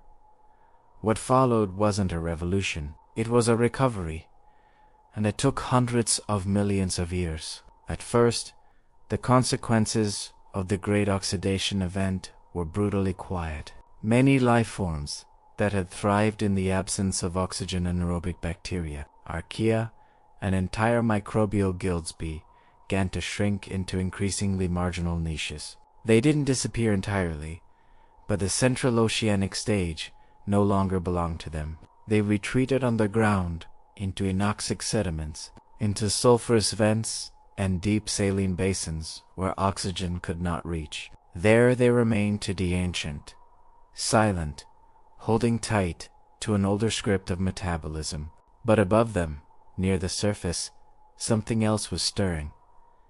In the wake of oxygen's arrival, the oceans transformed. Iron, once plentiful and mobile, began to vanish, reacting with oxygen to form rust and sinking to the seafloor in massive bands. Sulfides were oxidized. Methane was depleted, and with them went many of the chemical gradients that had once powered early metabolisms. Yet, from this chemical clearing came possibility. The presence of free oxygen, at even trace levels, opened a biochemical frontier. It allowed for the emergence of aerobic respiration, an energy-generating process nearly 20 times more efficient than its anaerobic counterparts. Suddenly, cells could extract far more energy from the same amount of food. They could grow larger, store more information, develop internal complexity. This set the stage for the rise of eukaryote cells, with internal compartments, nuclei. The earliest hints of them appear in the fossil record not long after the Great Oxidation Event, though likely they evolved earlier, hidden in the chemical dark. These cells were pioneers of possibility. They could ingest other cells, store excess nutrients, coordinate internal processes, and one of their greatest innovations came from a singular act of microbial intimacy: endosymbiosis. Somewhere in deep time, an ancestral eukaryote engulfed a bacterium capable of oxidative metabolism. Instead of digesting it, the host cell kept it, tamed it. That bacterium became the mitochondria and the powerhouse of modern cells, and with it, energy scaled. This partnership allowed for a new kind of life, one that could afford to be complex, one that didn't just survive, but invested in the future, in regulation, in repair, in shape, and so began a slow blossoming. The ocean, meanwhile, was catching up. Even after oxygen rose in the atmosphere, it took over 1 billion years for deep waters to oxygenate fully. In many basins, anoxic and eosinic conditions persisted. These were oceans of layered chemistry: oxygen at the top, hydrogen sulfide at the bottom, and a shifting middle ground where strange metabolism still reigned. Yet the surface was changing. The Proterozoic Eon, often called Earth's Borean Billion, was anything but. It was a period of refinement, of slow, steady innovation. Multicellularity emerged not as an explosion, but as an experiment repeated in many lineages. Some formed colonies, others true tissue. Cooperation became a strategy. Differentiation, a theme. Simple animals, soft-bodied, often sessile, began to appear in the Their fossils are rare, delicate, but they speak of a biosphere preparing for expansion. Oxygen levels, while still modest, had become stable enough to support organisms with higher energy demands. And then the Earth blinked. Around 720 million years ago, the planet slipped into a deep freezer Cryogenian period. At least 2 major global glaciations occurred, events so extreme they are known as snowball Earth episodes. Ice extended to the equator. Sunlight reflected back into space. Whole oceans may have frozen over, leaving only narrow bands of liquid water near hydrothermal vents or under thin equatorial ice. Life was tested, but it didn't die. Instead, it adapted, retreated into refugia, evolved resistance and, perhaps even took advantage of the challenges. These glaciations may have acted as evolutionary bottlenecks, pruning the tree of life while selecting for resilience and versatility. And when the ice finally receded, likely due to volcanic outgassing of CO2 building up over millions of years, the Earth warmed dramatically. Oxygen rebounded. Nutrients surged into the oceans from weathered glaciers, and life responded with vigor. What followed was the Ediacaran period, and with it, the emergence of the first large, complex organisms.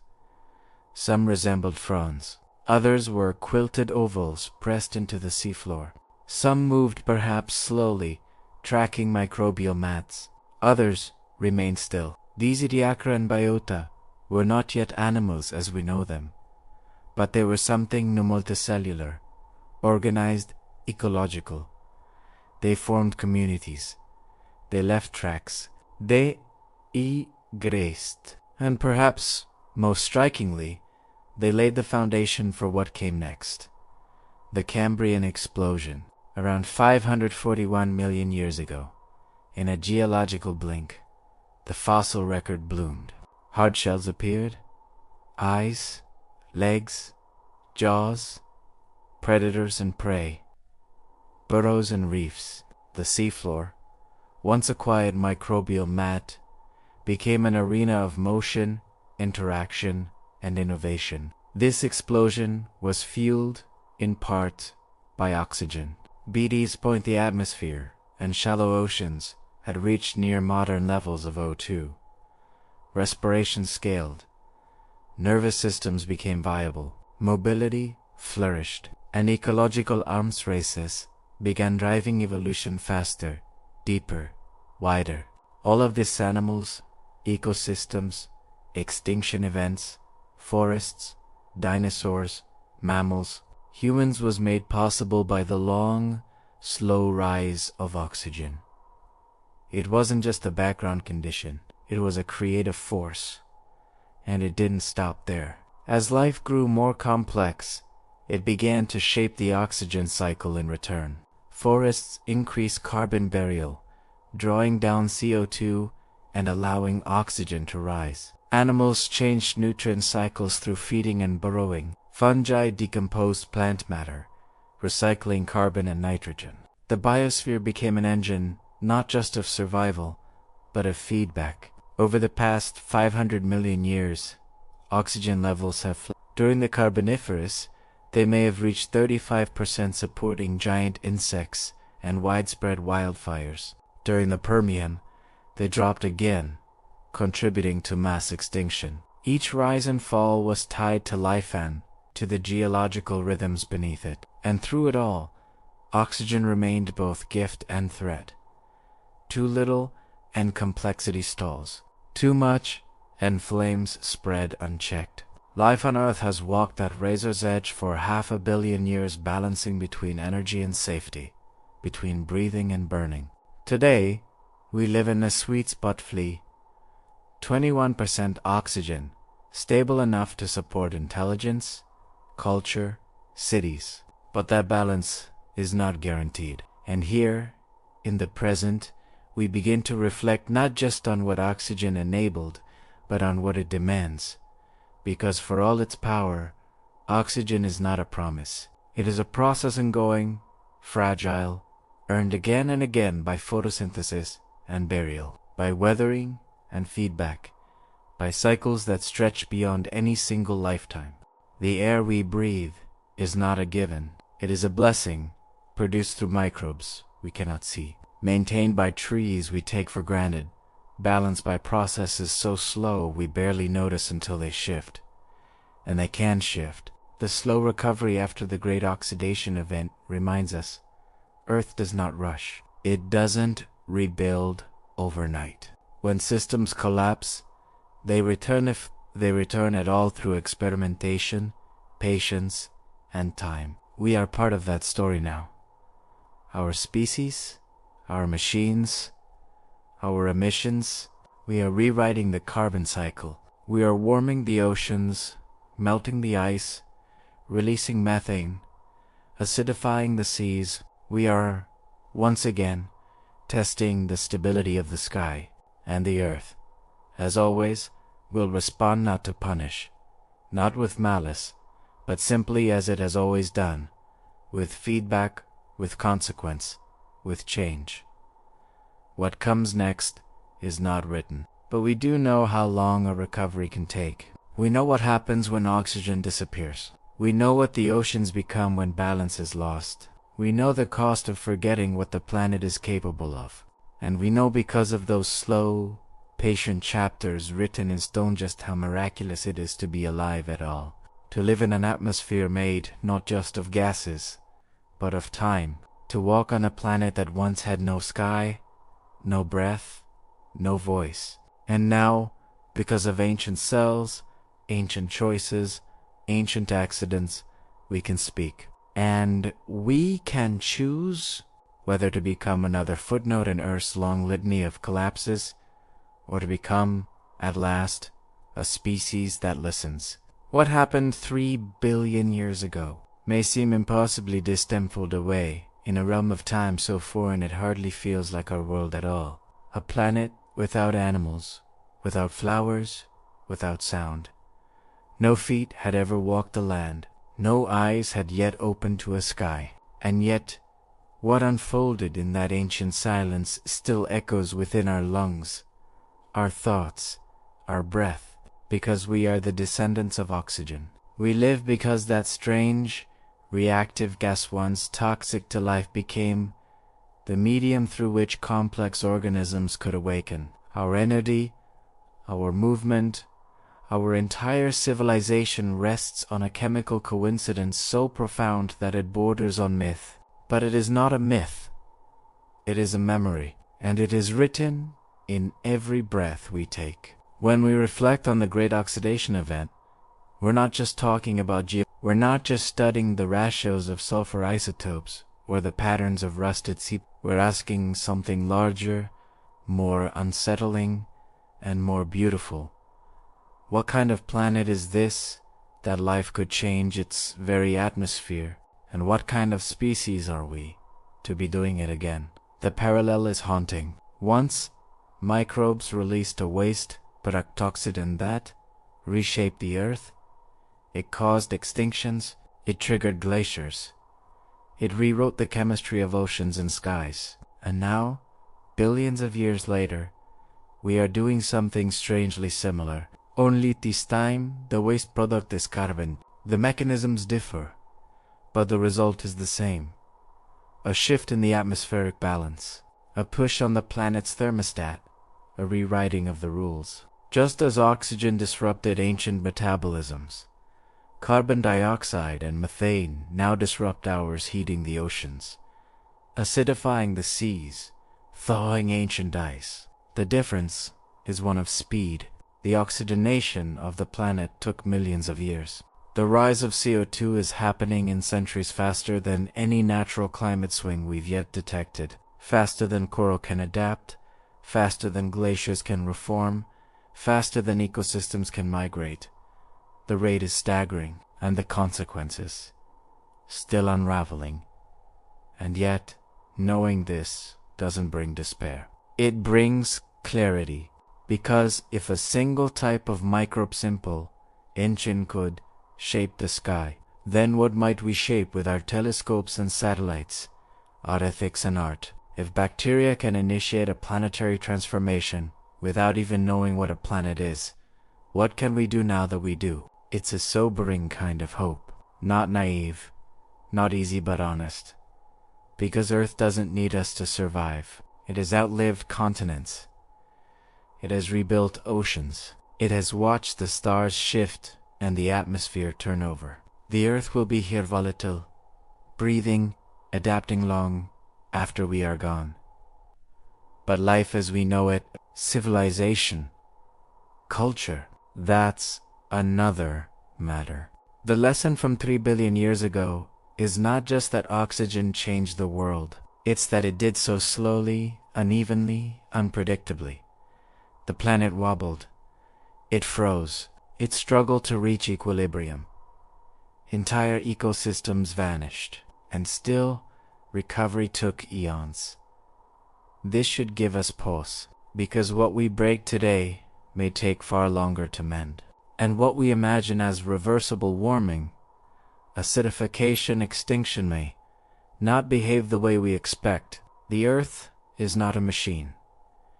It is a system, a living one, and it responds in rhythms far larger than policy cycles or economic quarters. Once a threshold is crossed, once a glacier is lost, or a current slows, or a species disappears, recovery is not guaranteed. The loops do not always return to where they began, and so we are left with a kind of responsibility not to save the Earth, but to respect it, to understand that the atmosphere we live within is the product of processes older than any story we've ever told, that the balance we enjoy is precious, contingent, and hard-won, that life itself is not permanent, but dynamic. The parallels don't end with climate. They stretch further into questions of technology, of scale, of how we measure progress. When we see the rise of oxygen as the result of countless small actions microbes metabolizing day after day, altering the chemistry just enough to tip a world, it reminds us that transformation doesn't require intention. It only requires accumulation. This is how great changes happen, slowly, invisibly, then all at once. We are now that force not by malice, but by scale. Not by decide, but by momentum. We have become a geological agent, not just an observer of deep time, but a participant within it. Our cities leave stratigraphic markers. Our plastics enter the fossil record. Our emissions alter the isotopic ratios of carbon in the air and in the bones of fish. The Anthropocene is not a future, it is now.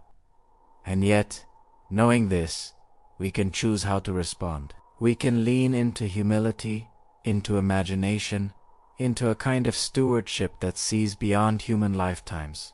Because Earth has taught us something extraordinary, that fragility and resilience are not opposites. They are companions. The biosphere is delicate, yes, but it is also astonishingly patient. Life recovers, it adapts, it experiments.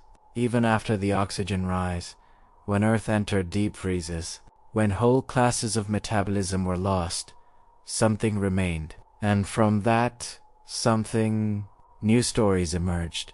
Eukaryotes, multicells, animals. Thought, life is not icily extinguished, but it is often redefined. And perhaps this is the most profound reflection of all, that life is not a ladder or a pyramid, but a river branching, splitting, looping back, always moving. And we, brief and bright, are part of that flow. We're not its culmination, we're its moment. And in that moment, we can shape what comes next. We can look to the past, not as a place of loss, but of insight. The great oxidation event was not a tragedy. It was an opening. It was violent, yes, but it made room for something new. For energy, for movement, for vision, for future. The challenge is to take that long view and hold it in the present. To recognize that we live in a state of temporary balance, that our oceans, our atmosphere, our biosphere, none of them are static. They are responsive. They are breathing. And so are we. There is something sacred in that recognition, something beyond data, beyond politics, a kind of planetary grace, not one we earn, but one we inherit. And we must decide what to do with it. We might choose to live differently, to listen what it to build slowly, to learn from the feedbacks and warnings of the past, to leave behind an atmosphere not broken, but better understood. Because the atmosphere is not just the sky, it is a story. It is a story that began long before us with tiny cells and silent oceans. A story of patience, of tension, of experimentation. And it continues now through us. The oxygen that made us is the same oxygen that once almost unmade the world. And so we hold two truths at once. We are fragile and we are powerful. We are temporary and we are transformative. We are a product of chance and we are makers of consequence. The breath in your chest is older than words. It is older than fire. It is a gift passed down through a billion years of accident and adaptation. It is starlight cycled through water and cell, refined by life into something that moves, speaks, remembers. What we do with it, that's the question. Will we use it to burn or to build? Two closed loops or two open futures? To silence the planet or to listen? The great oxidation event reminds us that life changes the world. That nothing on earth is fixed, not the air, not the sea, not the land, and not us. So if you're still awake here, at the quiet edge of deep time, just breathe, breathe. And remember, this is not just air, it is history. It is hope. It is the sound of a planet learning to speak, and it's waiting to see what you'll say next. And now, here we are again, the end of the story, but not the end of the night. We've drifted together from the furnace of the early earth through a billion years of transformation. From breathless oceans to microbial whispers. From chemical chants to complexity. From an atmosphere forged in silence to one that now carries the weight of words. And through it all, one current has remained steady. The quiet wonder that comes from looking backward. Noto. Escape, but understand. Because the deeper we go into Earth's past, the clearer the present becomes. Maybe tonight you'll fall asleep thinking about ancient bacteria painting the oceans red with rust, or about a world sealed in ice, glowing faintly under a dim sun, or about how long before any human eye had opened, something in this world was already preparing a sky for breath. And maybe tomorrow you'll breathe a little more slowly. Not because you have to, but because you can. If you found this journey soothing, or stirring, or just strange enough to stay with you through the dark, consider liking this video. Subscribing helps others find it, too.